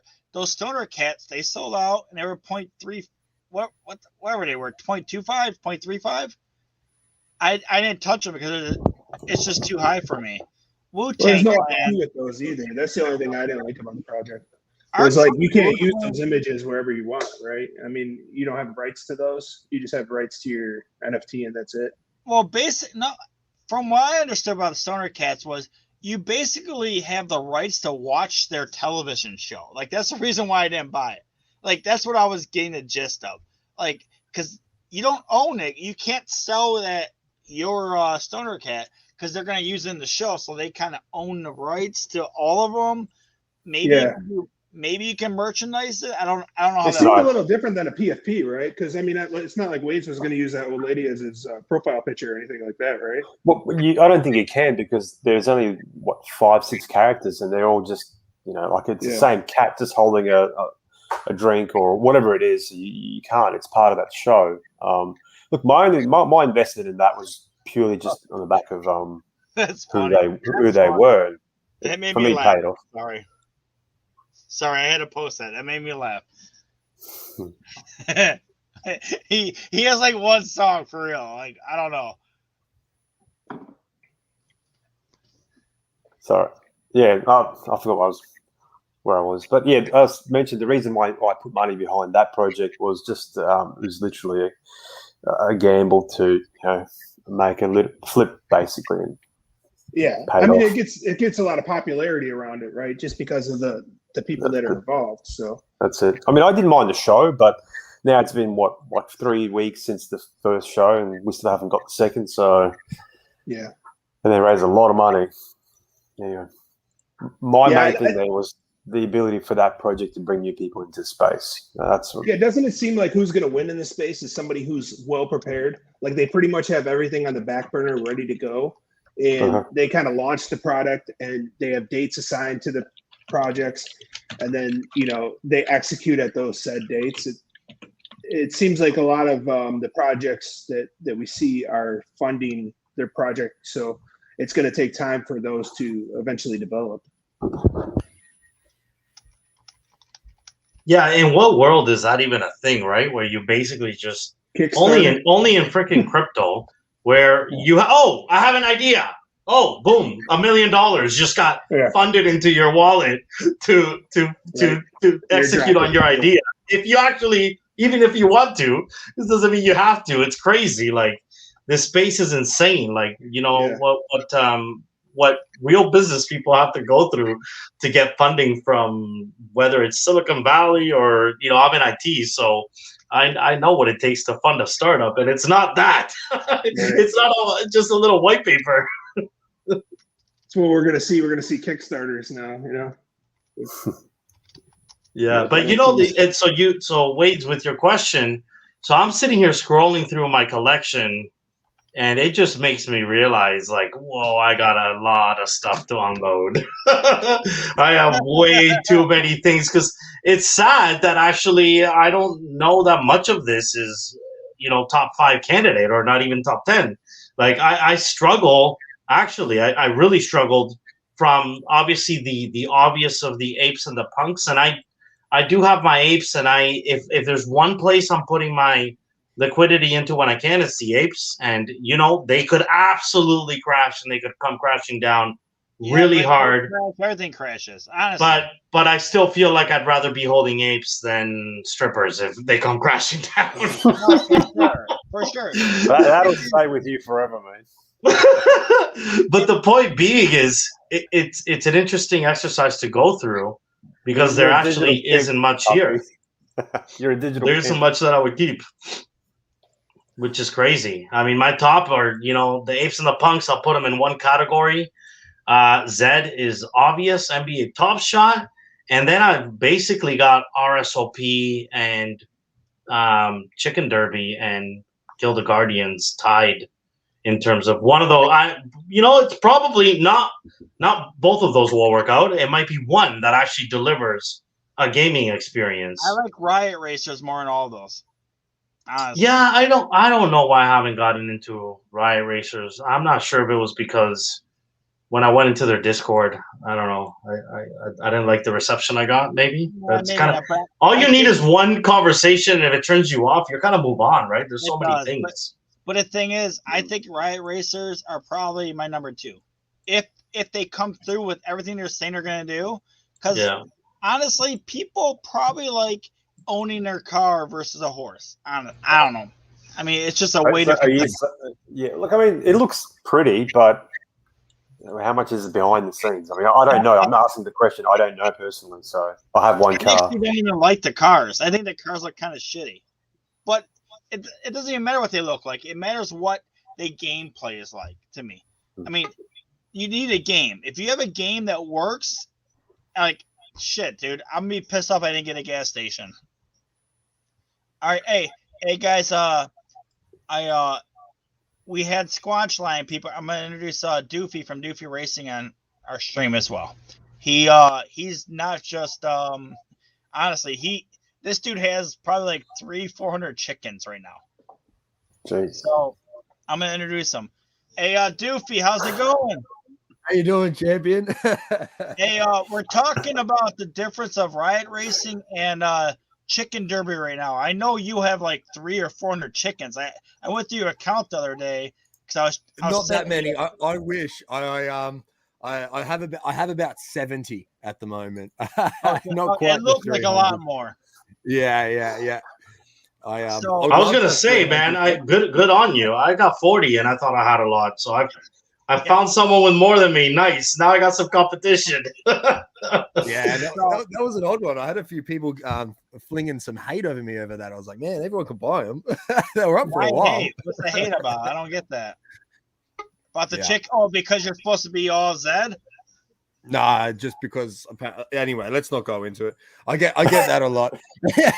It's more of a how dare you buy that many when I didn't have a chance to buy one? I'm like, well, they were up there for everyone, sort of. Yeah. Turns out they bought one anyway. Oh, they're pissed that you got too many. Oh, yeah. Oh, screw those guys. I bought I think I got like 20, so I'm happy. But I only got one in the. Like, did you mint all of these, or did you buy them secondary? Nah, all minted. I was like, this is the thing. Like, I love drops. When drops are happening, the anxiety levels go up. The rush. It's like a a daredevil about to make a big jump. That rush just before a drop, and more often than not, I go in with a strategy. I think I went in with the strategy of getting 30 chickens, right? And then they sold out instantly, and then they had that second drop because they sort of stuffed it up with the mint and people not being able to mint them. And I was like, man, this is pretty lit. I'm gonna go all in, and I just every cent I had in my wrap teeth balance, I was just minting chickens. I was like, I judge it along the way as well. All right, you got a question already from Fred. Ask Doofy what are the absolute must to look for when buying and winning productive racehorses. When buying, winning, and productive. So I'm assuming you're looking for horses that have already raced here. If I'm reading the question correctly, so you're buying a raced horse, and it's already sort of winning. I don't think he's saying raced. Right? He's not saying the horse was raced already. I don't even know what. I think what he's saying is I'm on the market for a winning horse, right? Yeah, okay. What am I looking for? That's how I read that. But buy a winning horse. I don't mean to, you know what I mean? Like I don't mean to be. I think that the the winning horses are hugely undervalued at the moment. That's why I'm keeping most of mine. I just refuse to sell my winning horses. And if I do, I sell them at what they should be, not at what the market is. People undervalue them. They don't understand that this is a horse that if you've got a winning horse, it is not only huge value in terms of the racing in the future and all of these things that's going to come into racing, but the bloodline and the breeding and everything else that's going to come into it as well. People are selling genuine races for 3 times the floor price at the moment, which is crazy. Think about how many times you need to breed a horse to get a good horse. And if you think about that, genuine races, I'm talking genuine races here, should be 10 plus times the floor price. And so it's something that I'm sort of scouring the OpenSea market for and looking for those gems that people have really undervalued just like that. And I'm picking them up. Like, I know how much it costs me to even breed in-house to pick up some of these horses, and for what they're selling them for is crazy. So how do we, hey, Doofy, before you buy them all up, because I'm on the market for a winning horse. Seriously, I honestly got bored of Zed for like a month because I just didn't have a horse. I think I have one quality horse, but he seems like he's got potential, but he doesn't win enough. And then I bred him, and now actually he might have made a really good horse. Seems like it's a good horse, but anyway, I got bored, and I was a little bit lost in terms of like, what's the criteria? How do I find a winning horse? So when you're searching for, like, what's the win percentage that you like to see? Obviously, we all know about the U pattern. I think go for odds, dude, not win percentage. Honestly, I go so. for. So tell us what odds, what win percentage, what pattern do you look for? You look for odds more of a win percentage, because a lot of people, they kind of cheat the system by entering like really cheap races and shit to get their horses value up, and then they show it off. I mean, I've seen it. You got to be careful. Absolutely. What I really do, and this is when I'm buying a racer, it has to make sense, and it has to really sort of stand out for me, right? Because there's a lot of things going on. Not everyone is upfront and honest as we would all like to be. No. There's a lot of things that do happen. So you've got to really do your research. Make sure that what you're buying is actually what you're buying, and genuinely, if it is too good to be true, then take that with a grain of salt and do even more research. So what you're looking for, there's a couple of different strategies. If you're looking for Griffey raced horses, the first thing that I do is I look at that Griffin race, and then if they've won one race, one win with great odds, I wait until there are enough races in the competition of that first Griffin race that I can go in and genuinely see where that horse may come out after that. So if it pulled 4-1 odds in the Griffey and it's going to go into class 2, and there's a horse that pulled 5-1 in the Griffey that went into class 5, and it's now pulling 13-1 odds in class 5, and it only had $1 better odds than me, and I'm going into class 2, I'm going, forget about it. Right, that's something that you really got to look into the competition. There are odd ones out there where if you're buying a horse, you could have a horse that raced really strong competition in the Griffey. Someone's put it up for sale because they got 10-12 odds, right? But then you're looking at the competition in that, and you may see another one that's gone into class 5 that was on 20-1 odds, but is now pulling 10-1 odds in paid races in class 5. You're like, well, hang on. This could be something that could work.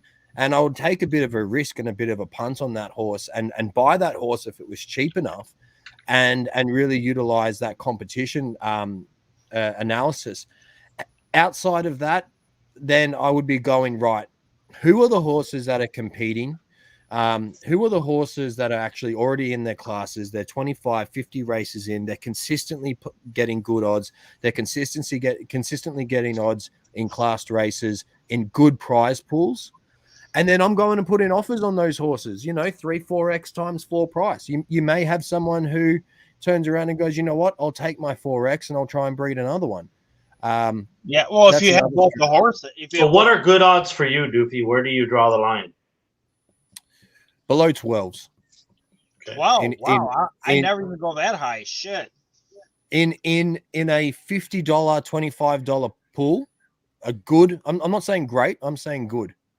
If you're pulling below 12s in a $50, $100 prize pool in class 3, class 2, class 1, then the class system's about to be built out. It's over competitive right now. It's a complete, I won't say the word joke, but it is in terms of who we're racing and how we're racing right now. If you can pull a 12-1 horse in a $50 or $100 prize pool in class 2, that more than likely that horse in the future class system in the next month will be mid tier. It'll be pulling 6s and 7s. This is a great time to pick them up. Let me ask you this: do you have any inside knowledge of how the new class system is going to work? Look, I don't have insight, but I don't think it'll be changing. I don't think it'll be changing the system too much. I think we'll go from 5 classes to 10 classes. Class 10 will be 0 to 20. Class 9 will be 20 to 40. Class 8 will be 40 to 60. Et cetera, et cetera. Because what's happening right now is you got your pigeonholes on both ends. It might go to minus points or it might go plus points, whatever it is. But if you look at class 1, you've got horses that are rated 81 versus horses that are rated 1,000. Like that's the biggest problem. Slow down for a second. What do you mean by 1,000? Are you talking about class points? Yeah, class points. They're rating. Wait, you have 1,000? I never seen that. Last time I checked, Insane Him or a couple of those other horses were in the 900s, and this was like a month ago. So there has to be a horse that's hit 1,000 rating points by now. Now I'll say one thing: Chicago Spartan just posted it, and I don't really know if Waits wants to get into it. But Waits actually bought a really badass horse the other day that has great odds in class 1 and 2. If he's, I don't even know if he's here. I'm here. I'm just waiting for. Hey, Doofy, nice to meet you, man. How you doing, champion? I've been nice to see another Aussie accent too. I've been going to ask this too because you're talking about this exact same thing. I've been sort of just dabbling in Z for a little while now, and I'll just post a link in Twitch. I don't know if you can see it, but I picked up this one. It's not a crappy horse by any stretch. I can find it's a great horse. Yeah, we were talking about. It went for 2.75. He accepted that offer. I can't see the comment section. What's the horse name? Mila Kulis. Yeah, look, I love this horse. Oh, mate, that's undervalued already. Because the name. No, but this is actually a really good horse. Which site do you use? I use that. So what I wanted to know was I went off a couple of sites with.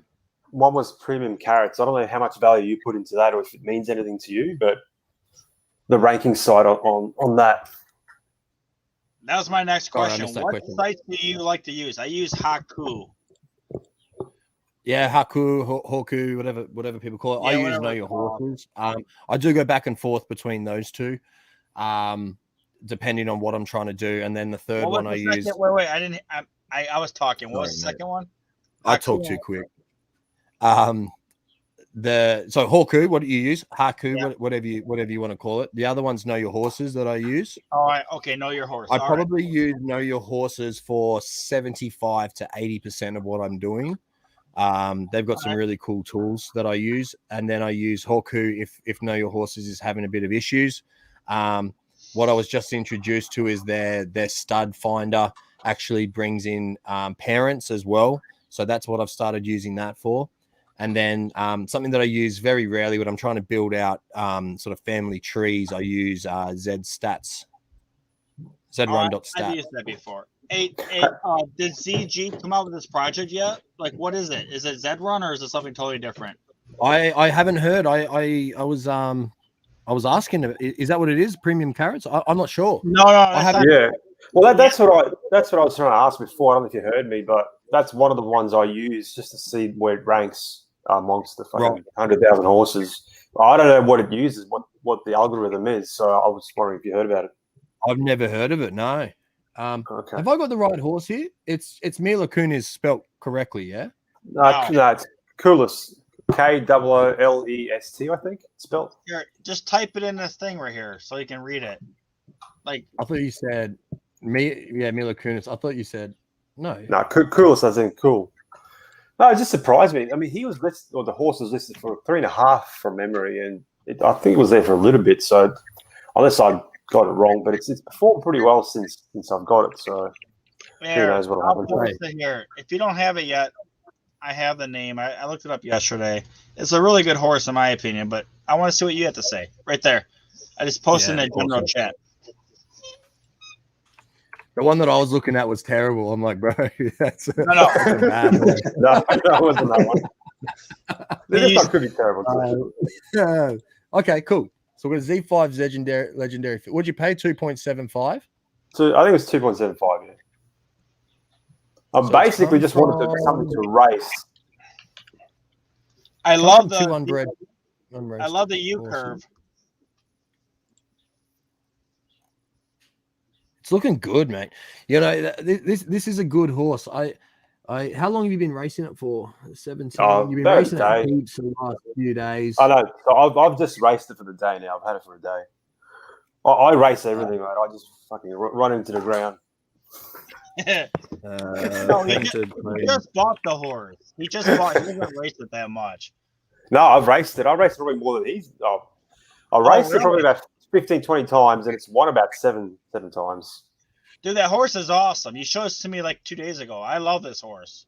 According to that. But it's just going back to what Doofy was saying. I think you can pick up some good stuff if you look hard enough. And I didn't look very hard, so I'd love to hear what sort of. And this is a great find, mate. Yeah, I was trying to find a reference point. I can't remember the Painted Ponies website that you can actually look for when a horse races another horse, because it runs at that 1,400 to 1,400 a lot, 1,600, which is a highly competitive space. You're running in class 1. Okay, so you're class 1 in the lower end. I would like to see if I can get a reference point here though. This is a good fit right here. I never heard anybody actually talk about the other horses you're racing against and look at it that way. That's pretty sweet. Oh yeah, look, I mean the thing is here, you can sort of see, and it hasn't had too many blowouts, which is really good, and you should be excited about that. It had one blowout over the 1,400 that blew out to 12. What's a blowout? What does that mean? A blowout is sort of, so it's getting 8s, 9s in odds, and then it blows out to 12.2. Right. Yeah. Oh, okay.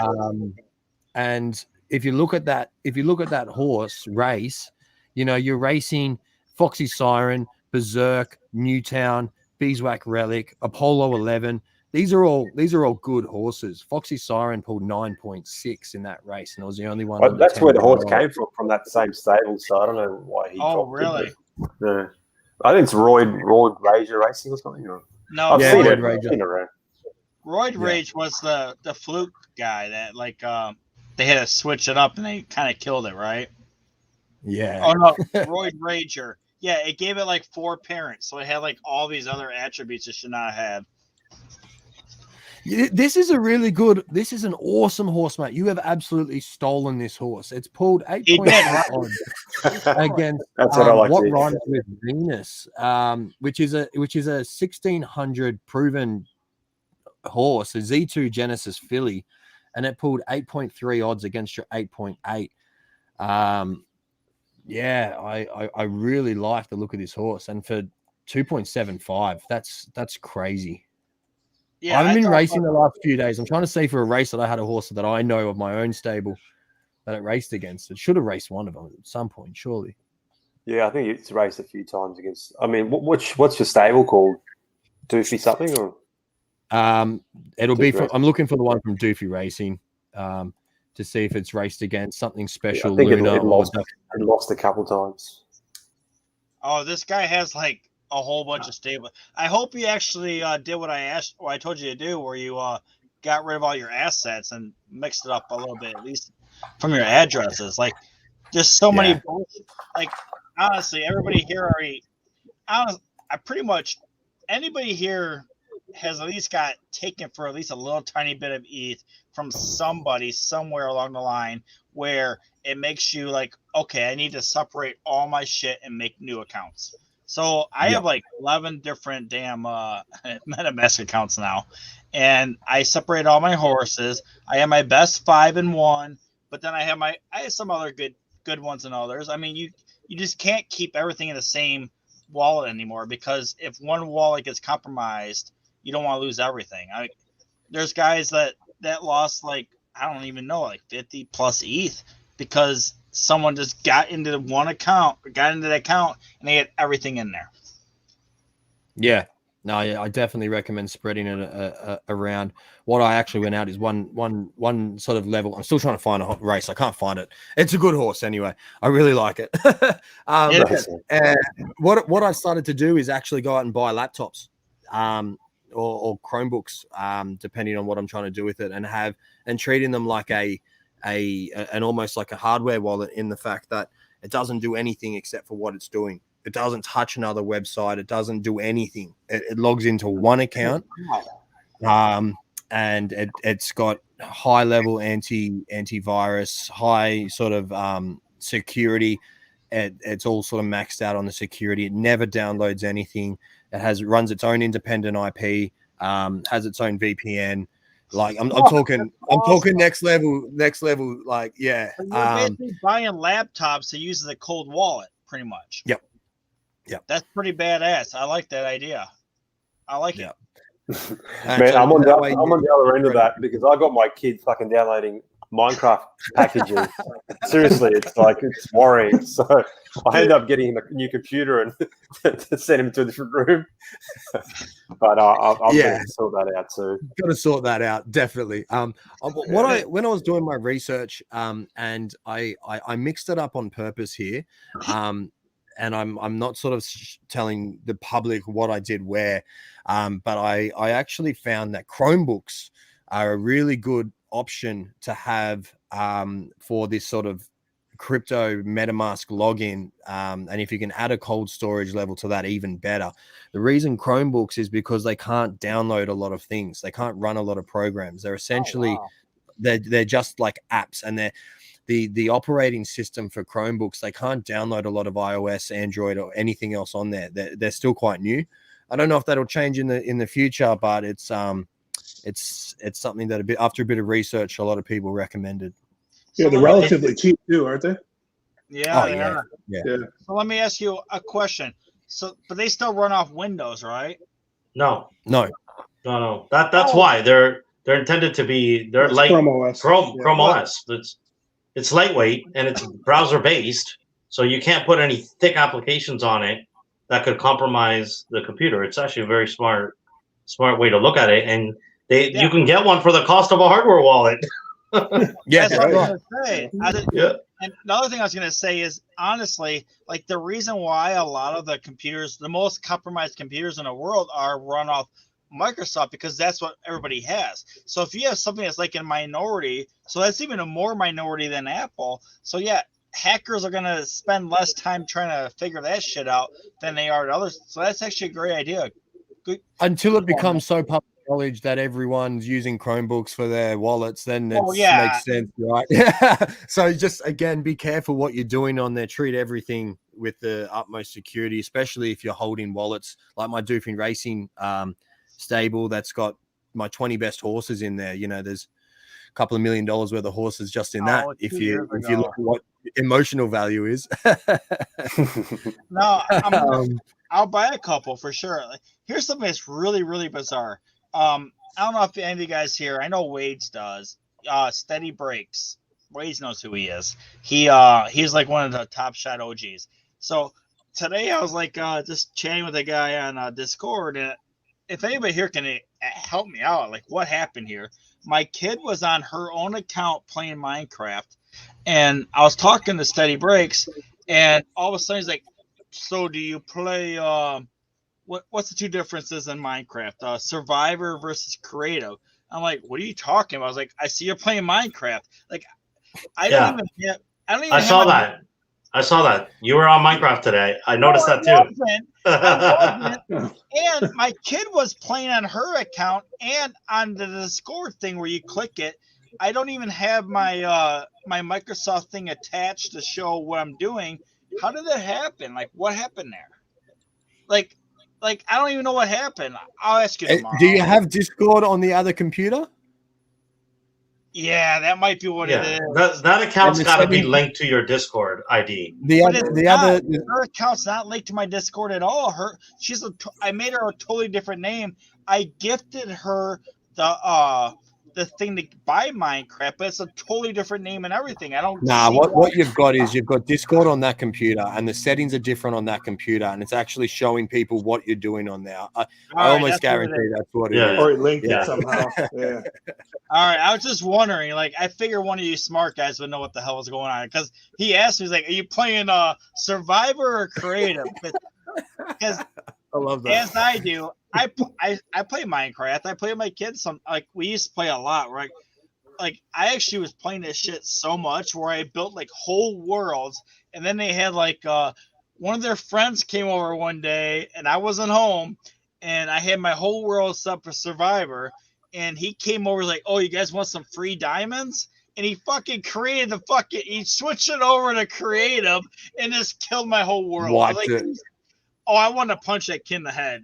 Like, you're a fucking. I spent like 40 hours building that world, and you're gonna just switch it over and ruin it all. But whatever. The only thing that I value Minecraft, and I do not get the game at all, but I see value in trying to understand it and learn it, because Sandbox, from my understanding, like, if we're going to start building these worlds in Sandbox, I think people who understand Minecraft in some capacity might have a bit of a leg up here. So there's some value in those games. Dude, my only value in the game was spending time with my kids. I mean, we had a lot of fun together. Like, they tell me what to build, and I build it. Like, you guys ever see that movie? What's that movie? Shit, where like they bring everybody from a different world, and you all have to fight each other. Shit. Ready Player One? Tron? No, you had to kill each other. They brought them from different planets or organ. It was a huge movie. It's kind of teenage movie. One with Jennifer Lawrence? Yeah, that one. Oh, okay. Yeah, I don't remember the name of it. I built that. Hunger Games. I built that whole thing, and I had like a pit in the This middle. is like the guess what God's thinking hour. I'm sorry, dude. I'm sorry. But I built Call the this UN whole someone, world. please.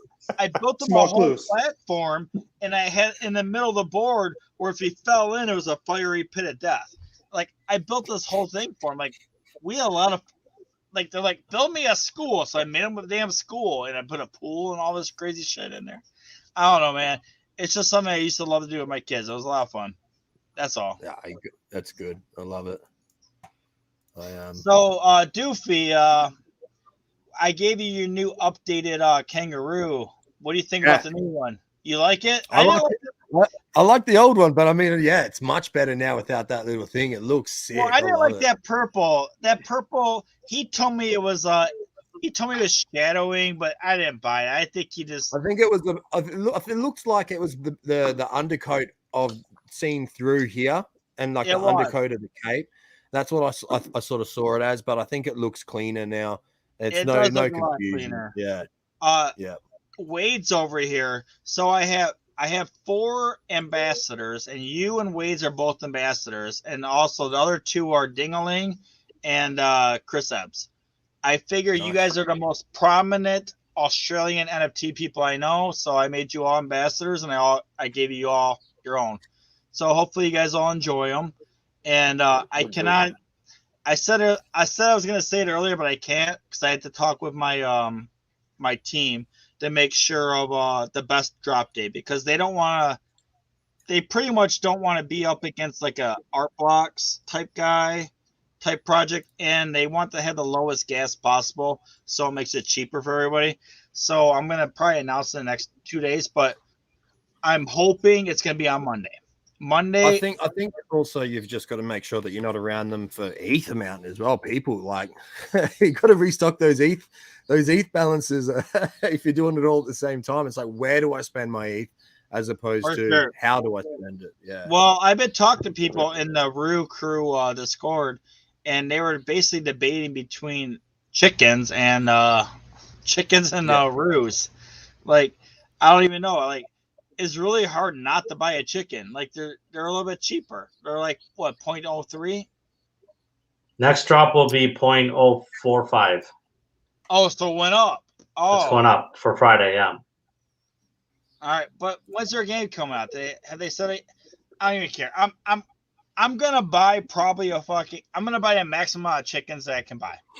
I don't even. Yeah, it's gonna be me and Doofy race to 100. Yeah, I'm I gonna love buy. it. I'm gonna buy the maximum amount I can. Me too. Oh, Literally, yeah, I'm not gonna I'm stop. so what's your best mint? What's your best mint right now? I got number. I think it was like 68 or 85. I have a Vampire Tooth 98 Sarama. Ooh, that's a good one. Let's go. Oh, it's a really good one. Let me have a look. My best is the 97 Sarama, and I have to buy that one. I also have a robot chicken that I bought, and Nice. my best mint was actually a 96 Sarama. Like, just not Well, great luck. Doofy has a bunch of hundreds. I'm sure he does. Oh, Sure he does. The other day when I sent you that new Rue, I was looking at your account. Holy shit, you have like so many horses and so many chickens. So I was checking them all out, man, for sure. You have at least 500 ranked chicken or 100, whatever that number is for chickens. Dude, there was No, a 100 Sarama on the market last week for 3.2 ETH, and I debated it for like 2 days, and it sold. It's sold. Yeah. I have my Yeah. list at 8.9. Oh, that's what it is. Mine's ranked number 89. So I have mine. But the thing is, none of the others before me have the vampire teeth, which is less than 1%. So I listed mine at 8.9 ETH. Whatever. Can it's you ranked. mate them? Is it What? going to have the same functionality where you can like mate them for the chickens? Yeah. Yeah. Or is it just going to Yeah. be like Yeah. females lay eggs or? No, you. So here's something crazy with the chickens. When I had chicken fever before, I was considering a Z2 Genesis mare for number one chicken.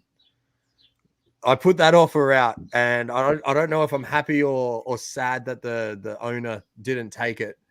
But I mean, you want to talk about some crazy things about chickens? Yeah, that's where I was going. I won't Wow. sell my chickens. I have not sold a chicken. I did give 2 away for giveaways for whatever the hell it was, but I won't sell them. There's no way. I have 3 knocks if you're going to compare it to the horses. I had 3 knocks, and one's like a super knock with like a rare coat / whatever you call it's probably a class 1 rare coat knock. Like, that shit's worth way more than, I don't even know. What if you were to sell a knock rare 1 good racer with the rare coat, what would the price be? Like, Oh. Actually, who even knows? All I know is I saw last week, holy shit, these Genesis knock 1s and 2s are going. I saw a whole bunch go for like 7 ETH. Like, what the fuck? What are people doing? Like, Yeah, they're what was losing that? I money saw on that this too. shit.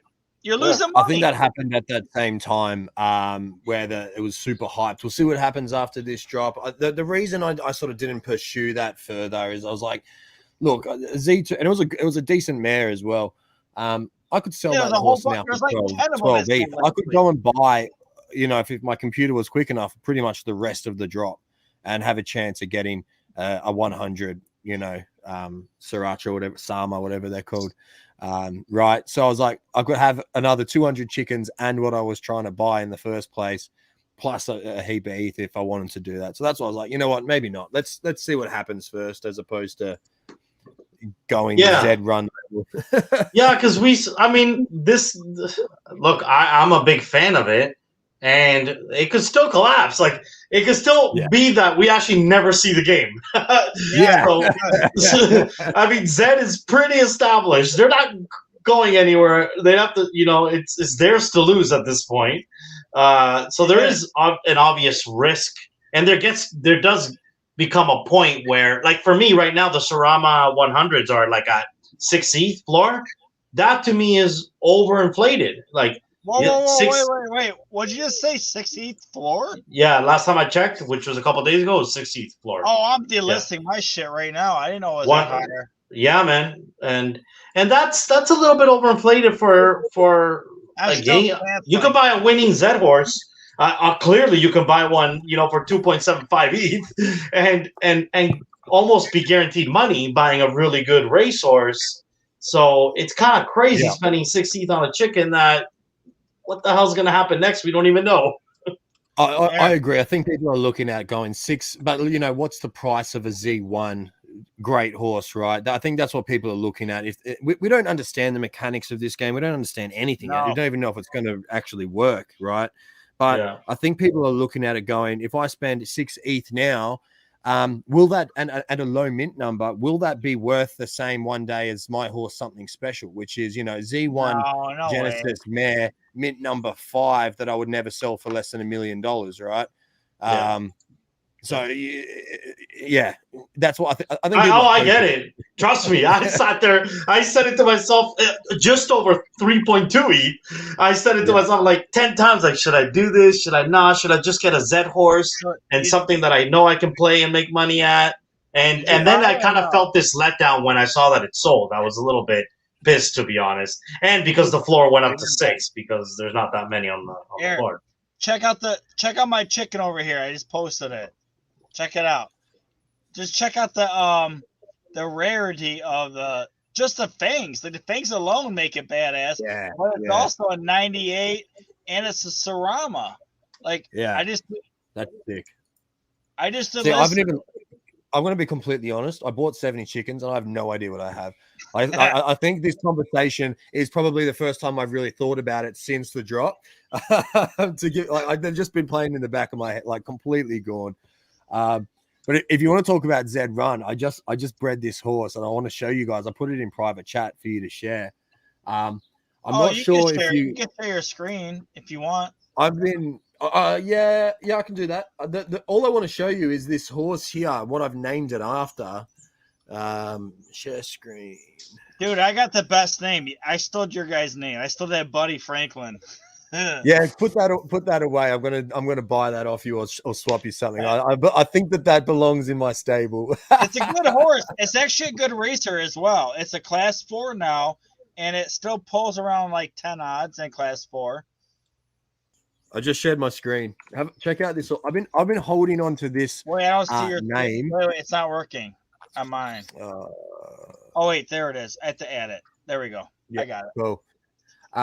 This horse called Frederick the Great, and I've been waiting for a black horse that's been bred well for so long. The other night, I went and bought one because I was sick of waiting. I didn't want to lose the name, and I accidentally called it the wrong Frederick. And so then I was even more panicked that people like I did Frederick the Great, the what is he, a pioneer? The historian guy, as opposed to the horse. But this has been voted the world's most beautiful horse, ever. Lava. Yeah. I haven't seen that color. Is that like a super rare, like a super coat? Nah, I think it's just a common in the Look at this horse running around. Oh, where is it? This This is the horse I named it after. Like, this has been voted the world's most beautiful horse. It's the Fabio of horses. Yeah. Nice. Yeah. Fabio. That's awesome. Look at its mane. Look at the, it's just, yeah. Anyway. That's an awesome horse, dude. It was, check it out. Got some good breeding. I hope that this thing turns good. So what's the most desirable coat? I've been waiting for this horse. I shit you not, to breed that name for over a year, I reckon. Wow. Yeah. Hey, Doofy, when did you start with Zed? How long ago? About 2 years ago. Too. 2 years. No, but somebody else earlier in the show was trying to say it started 4 or 3 years ago. Zed's been around like 2 years total, or 4 years. No, 4 years. 4 years. Holy shit. That's, oh man, I thought he was talking shit. We've had this discussion before, God, like at least 3 times. I've told you this. All right. You're right, dude. I thought you. We'll you're have right. this. I'm sure we'll have it again. Hey, I'm never gonna mess with you again. As he said, Papa Wades. Papa Wades knows all. No, it's just. Yeah, it's coming up to 4 years. It's been around 3. Yeah, Crazy. It'd be like a month or two. That's away. all. Like that's like one of the oldest NFTs ever. Then, like shit. Oh yeah, it's up there. And this is what people, you know, look, up until 6 months ago, maybe 9 months ago now, December, January, we were 200 people in a Discord group having a bit of a laugh on the racetrack, right? Where it is now, and yet you have a lot of people coming in, and understandably, if you look at other NFTs and everything else, they actually become big when they're minted, right? And they come in and go, right, Zed was made 6 months ago, a lot of the thought. And if something goes wrong, they're like, that's it, rug's coming, I'm out, rah, rah, rah, doom and gloom. Bro, I've had 2 years of it. Like, I've had 2 years of Zed Run doing this sort of stuff. They always fix it up, you know. Dude, that's fucking crazy. All right. So, hey, Doofy, what we said earlier, Doofy and Wades, because we were talking about this earlier. How the hell did all you Australian guys know about NFTs like before everybody else? Like, there's so many of you guys that are from Australia, like Chris Ebbs. Like, he's not originally from Australia, but he lives there now, or he was, and he lives in England now. I forget what his story is. But anyway, there's so many of you guys that are from Australia that are like basically OGs of NFTs. Like, how'd you guys do that? Like, do you know what happened? Like, what happened there? Like, how did the rest of the world miss out on this? I'll get my take early. Doofy, you can have a go. Yeah. For those who don't know my story, I guess I come from like I got into it because I come from horse racing in real life, and I love it as a sport. Nice. Love it as a sport. My wife, her in-laws are horse trainers as well, just by complete coincidence. But since I met her, I've loved it even more as a sport over the past sort of 8 years, since knowing their family and getting involved and going out to the farm and sort of knowing it from a different level, as opposed to just watching it on the punt on a Saturday. Oh yeah, for sure. Getting the other side of that. Wait, and I've always wait, real quick. What'd you just call that? The what? On the punt. What's that? What is that? The punt is having a few beers with your mates Saturday at the pub. Okay, all right. I never heard that expression. Okay. Yeah, so you're having a punt. But then, like, I've always been into tech. Love technology. Love cryptocurrency. I've been in and out of cryptocurrency for years. Like, years going back. I got burnt maybe 4 years ago, got out of it. And then I was starting to get back into it right at the time that I saw this ad on Facebook for Zed Run. I'm like, what? Cryptocurrency horse racing? I'm like, shit, this looks good. There was a 1 week time frame. It was literally 1 week where Zed Run were advertising on Facebook, and they got banned from advertising on Facebook because they were considered gambling. And I happened to see this ad. I was like, this is perfect. And so that's how I got into NFTs. That's the Zed Run was my first NFT. Okay. Yeah. That's awesome. Honestly, most of pretty much anybody I know got in through Top Shot, but you got in like 2 years ago, right? I missed Top Shot completely. I'm not a big basketball fan. Like I only heard about Top Shot when Zed Run started getting big, and all the people were coming over from Top Shot. And they're like, "Yeah, we've got like 250,000 users." I'm like, "That's sick. We've got 200." But you're doing a lot better. What's the users now in Discord? It's a lot more, right? I stay out of Zed chat. So I just get abused every time I go in there, man. Dude, you came to go in here. You're like the legend now. So like you probably get berated with a bunch of just total bullshit. Yeah. Yeah, it's hard to go in there. Every time I sort of pop up, I just either get abused or something else. So it's I've got my own community and other smaller communities like this that I spend a lot of time in, and I'd rather give my energy there than those sort of environments. You do Pony Plug too now, right? Yeah, I've had to. I've unfortunately sort of not stepped down, but I just with other things going on, especially being away. I've been away from home now for 2 months, so I put my hand up to the guys. I haven't been contributing, so I've sort of stood down a little bit from that on an official basis and said, I'm always here for you guys, but it's not fair to say that I'm part of it when I'm not contributing. I get it. So I did step down from that. Hopefully I could get back into it when I get back home eventually. But yeah. Wade's gonna tell his thing real quick, but I want to ask you one more question. So how is Miss Doofy loving this? Like, she's part of the whole Doofy racing now. Like, does she love not having to work and just doing horses and shit? Like, shit, my wife would fucking love to quit her job and just do NFTs. Like, that's badass. So, like, what's her story, man? Like, just tell me a little bit about what she's doing. So she's the smart one of the family. That's the main reason I definitely wanted to. Yeah, it's a common story, right?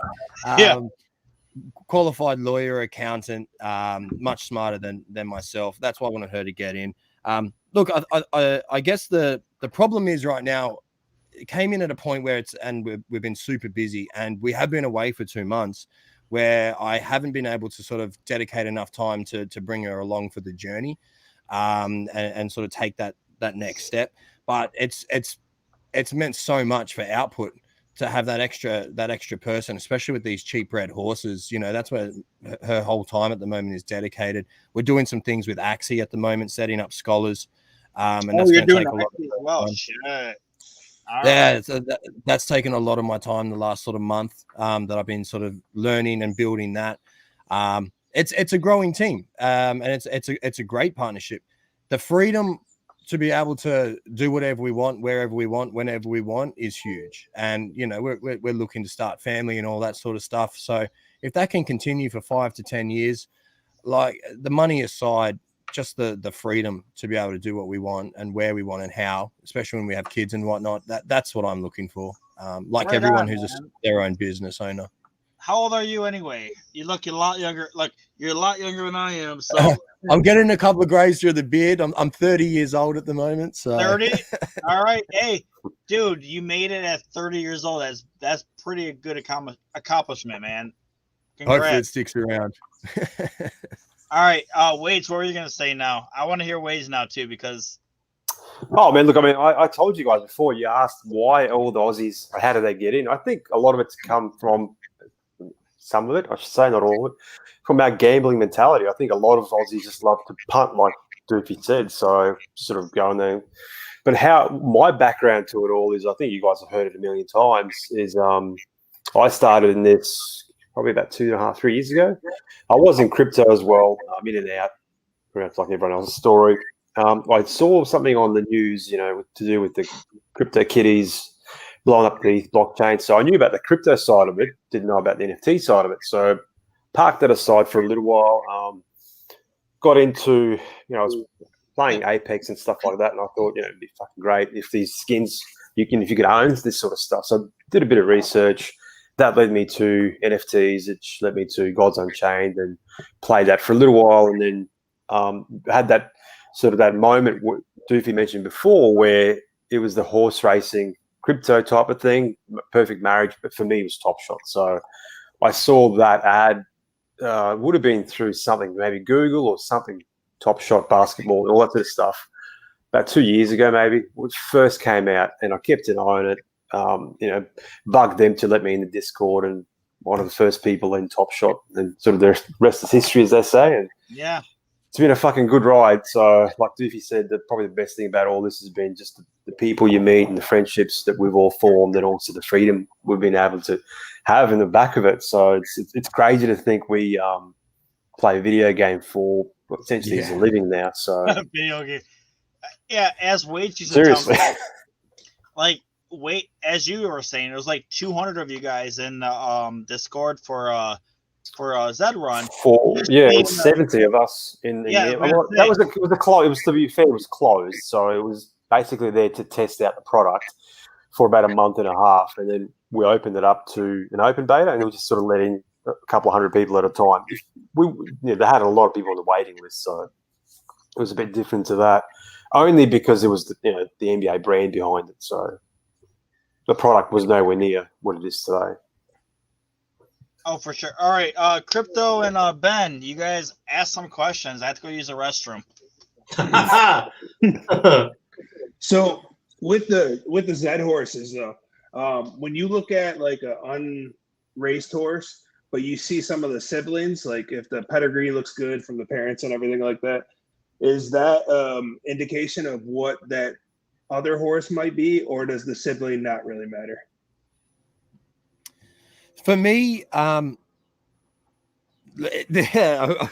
I'm going to confuse you a bit here. Sometimes I actually look at it and go, oh, I might not, because there's another sibling. If it's a direct sibling, they've got all the good genes. I might go, well, they've used it all up there. Sometimes, right? Right. I think about it at least. I was talking actually quite in depth in my stream this morning about breeding. And if I can try and do a really sort of, I was talking for an hour about this, but if I can do a quick snapshot of how breeding works, or at least how I believe it works, based off 2 years experience, information from the Z-Run team, and sort of picking all of that, putting it all together, you need 100% of the genetics for an offspring, right? And if you look at genetics and what they actually are, they're attributes. We don't know how many attributes there are. We don't know how many levels there are to each attribute. But for argument's sake, if you were to look at if you were to look at the attributes and say, right, there's 10 attributes and 10 levels of each attribute. The reason this is really important is because a lot of people ask me when they change the race algorithm, or they add things like hurdles or weather or track preference or anything like that, how do they do that without rebreeding the horses? Well, all you need to do is look at the attributes, and if they're numbered 1 to 10, say for example 9, 5 and 3 are now attributes for wet weather as that combination. Because if you have 9, if you have 10 different attributes, it means you have 1,000 different possibilities in which you can actually use those attributes to make something. So you can have them read different ways to create different things.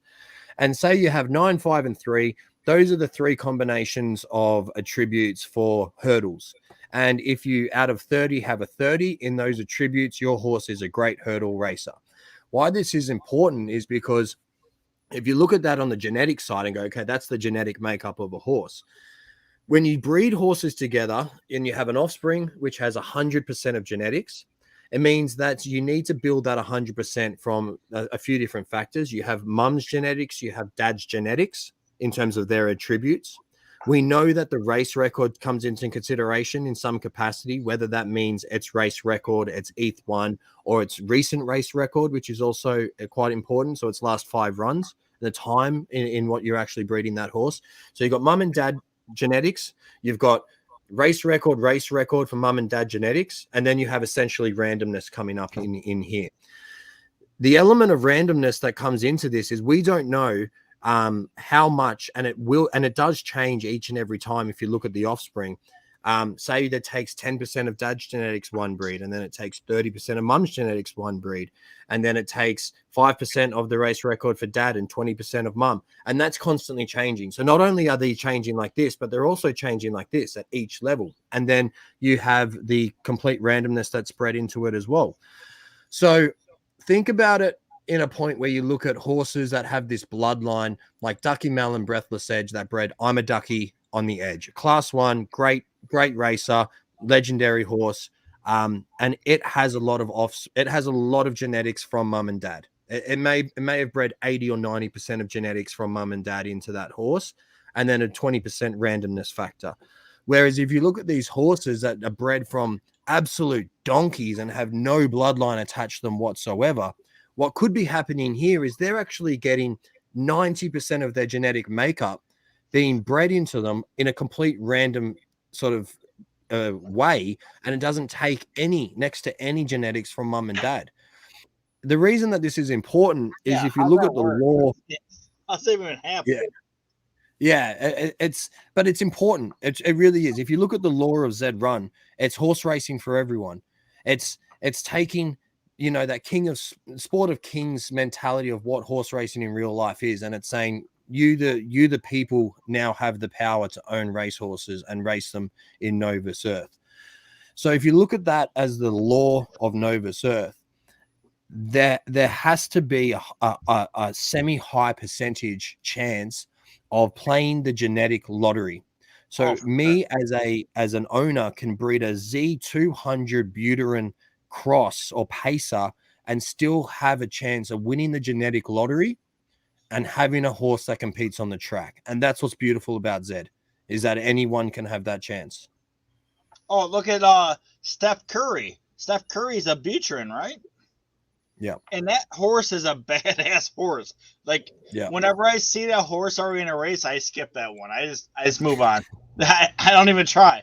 I think it's main event. Yeah, there's heaps of them. But I mean, does that answer your question as well, Ben? Did that make sense? Yeah, I think so. Because like what I've seen before is like where somebody's bred like 2 Genesises, and then they had and they never raced them. And then they had another horse where the mom was never raced, and then the dad had like 1 race for 100%. And then they had a baby, and the one baby is just like you said, a donkey, right? And then the next one hasn't raced at all. So you're like, you're trying to get a good idea. Like, is this really a good horse, or does the sibling really have some? Yeah. I think there's too much randomness involved for me to make but no, that makes sense what you were saying. Of that. If there was a horse that is, say, for example, a Genesis horse that is a parent that is shooting out 60 to 70% great offspring, then I would start after 20 offspring. I'd go, okay, this is a good breeder. I would need to look at who they're breeding with as well and factor that in. But it's a good piece to the puzzle. An absolute give you some type of indication. Yeah. Look at a horse unyielding. I've just taken a couple of breeds with my boy Donkey Teeth from Diamond Hands. We're doing some deals. He just got a Ducky Malin direct offspring from unyielding, and I'm getting next month's. But I just bred Vast Sensibility and a Normo with it. Look at a horse unyielding. That's a great, probably one of the best Z1 stallions in terms of breeders that I've found. And then look at my horse Vast Sensibility, a Z1 mare, who also, in comparison to my other, like something special, doesn't compete, or it does compete, but nowhere near as good. Its offspring are, heaps better, like night and day. So I think there's something there with horses that have a breeding attribute attached to them. Yeah, absolutely. Hey, Doofy, just got a quick question on the racing. Sorry. Just on the racing side, do you race all your horses, or do you leave some unraced? What's your theory on that? The only horse I will ever leave unraced is the ones that I sell for my cheap bred horses, because I want that lottery and I want that excitement for of course. new stable owners.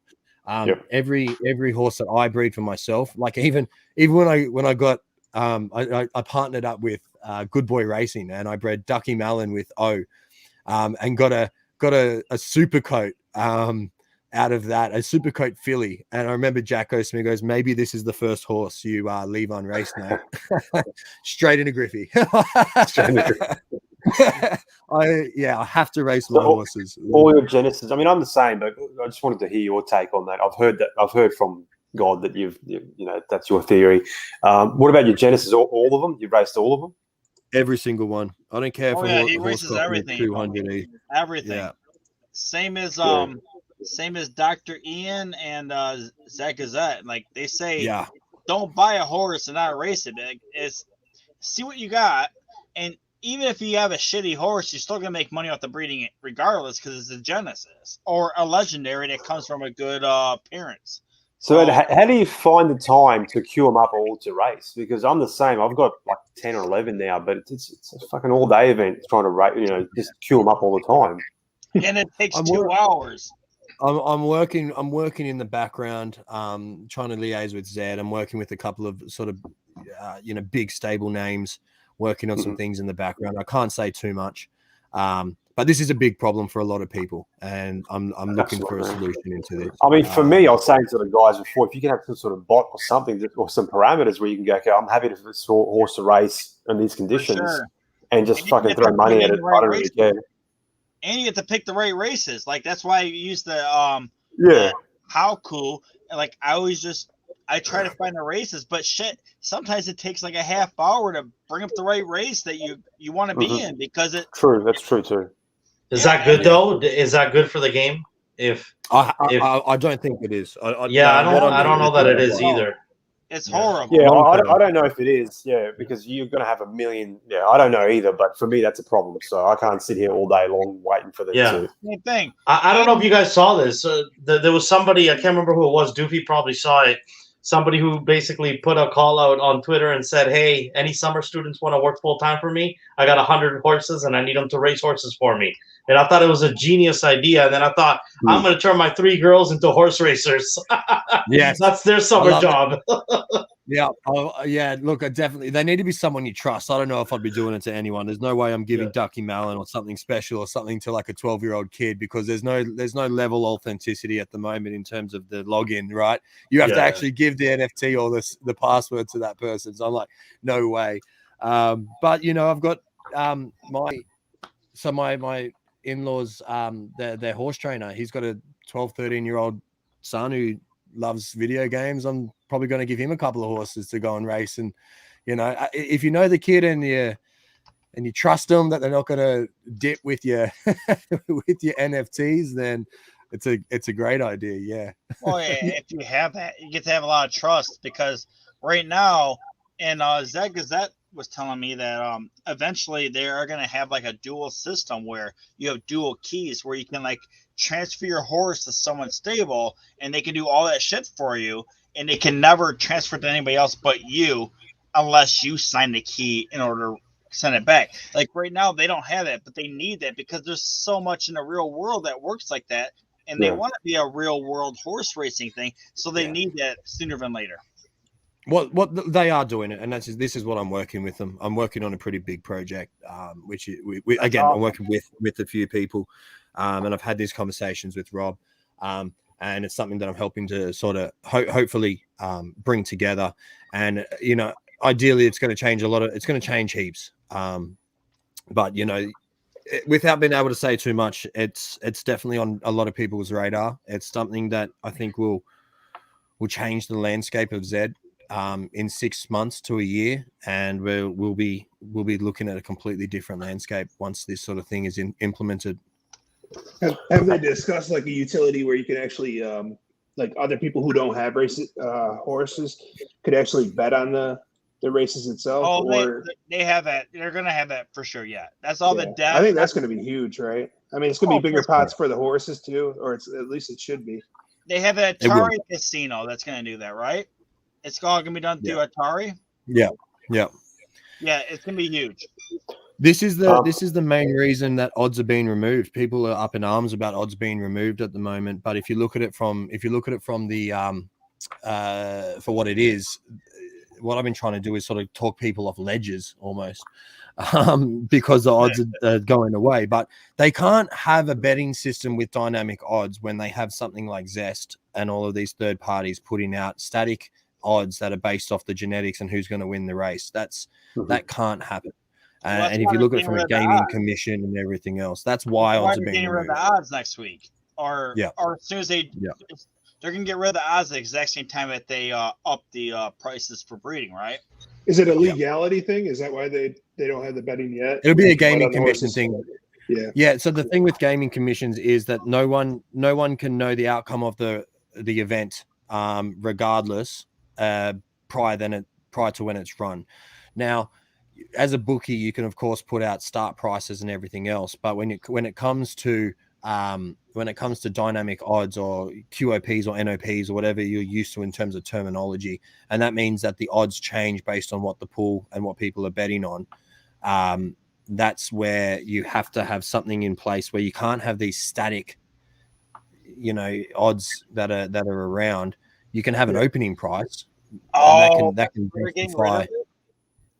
That's why I think they're getting rid of it. That to me is the only reason. Like, why? And I know betting's going to be huge for them.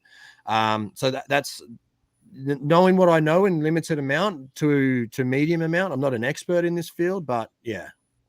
Yeah, and they seem to be having the ability to get like pretty good sponsorships, right? That's Stella Ortiz and other ones like that. Could you imagine them partnering with somebody like DraftKings or something like that too?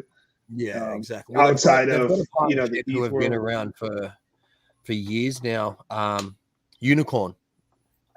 They're one of the biggest esports betting platforms in the game. They announced that partnership like 2 years ago, I think. Oh wow. Okay. 18 months ago. So check them out as well. So they've already got their partners. It's just about making it legal and putting it in place, jurisdiction and everything else. No, it makes a total sense. Like Adam was telling me, everybody knows who Adam is. Is Zach Gazette? He was telling me basically the same thing. Like that's the reason why he didn't tell me why they're getting rid of odds, but he told me they are getting rid of odds probably like a couple of days ago. He said like in 2 weeks, it's gone. They're gone. And they're going to revamp the entire tier systems. And they're going to, as we already saw, August 29th, they're going to up the prices. Like, shit, you get to pay 1.25 ETH to breed a Zach? 0.125. 0.125. I don't think it's going to change the prices at all. The floor for it's not going to do anything. The floor for Nax is already 0.4, 0.3. So, it's already. Yeah. Okay, I didn't know what the price. It's only internal that, and I don't think it'll be very smart to try and play the floor under 0.1 or 0.2 anyway. I just did breeding with the Z1. We set it at 0.3. When the floor, the minimum breed fee for a NAC right now, Z1 is 0.03. So we chose to pay 10 times the amount on purpose so that people didn't snipe it. You want to get a good one. Yeah. Well, as we talked about the other day, I'm gonna send my my doofy racing guide to you or girl, and I'll let you do all that breeding shit on your good horses and send them both back to me. And I'm gonna let's have a chat because I want Buddy Franklin. I've got to jump off. I haven't eaten yet. It's getting past lunchtime. I haven't even had breakfast or anything. I'm good. Hey, but I definitely want to do something. I want Buddy Franklin. one thing before, because I'm gonna end the show anyway, because I have to go to bed too. One thing I want to say before we end all this is the reason why I actually entered Zed is because growing up, my wife owned a racehorse. She used to do the jumping stables, and I want her to love NFTs as much as I do. So when I saw horse racing, I'm like, holy shit, this is it. This is gonna make my wife love it, and it never really worked. But what did work was this past weekend, my kids are like, hey, I want this $300 basketball shoe. So I'm like, all right, let me see what I can do. So I went online and on my MetaMask and I sold like a few NFTs. And I'm like, all right, here. Now you have money for your basketball. She's like, my kid's like, I love NFTs now. Because like, who the fuck even has $300 basketball? Actually, there's 300 and 350. But holy shit. But I sold like a couple like party penguins or whatever the hell I sold. I don't even know anymore. But I sold a couple for a high amount of money. And these pixel glyphs, man, don't sleep on those guys. Pixel glyphs are gonna go to the moon. And not finding somebody's I don't even know what that is. Nobody does. I don't even know what it is either. You're gonna have to flick it to me.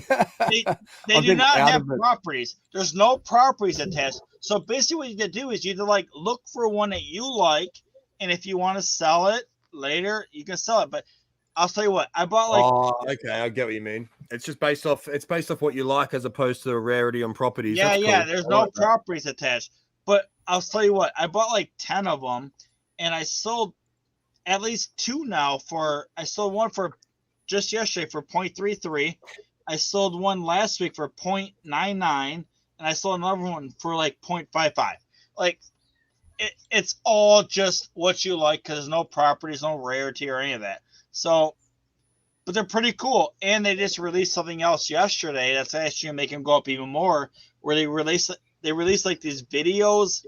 No, they're like music videos or some shit, but they're attached to the originals. So if you buy one of the new ones, you're probably gonna want the original. Yeah. That's and cool. Hey Ben, you saw them last night. What's the floor right now? I think last when I looked at it, they kind of went back down a little bit, so they're like 0.08. All right. Well, hey, I minted them all for 0.01, so I already won off that shit. So yeah. All right, guys, I'm done. So good night. You too, boys. Thanks, boys. Nice to meet you, Doofy. Yeah, you too, champion. It was awesome. Nice to meet you guys. Yeah, nice See you talking to you guys. Have guys. a good one.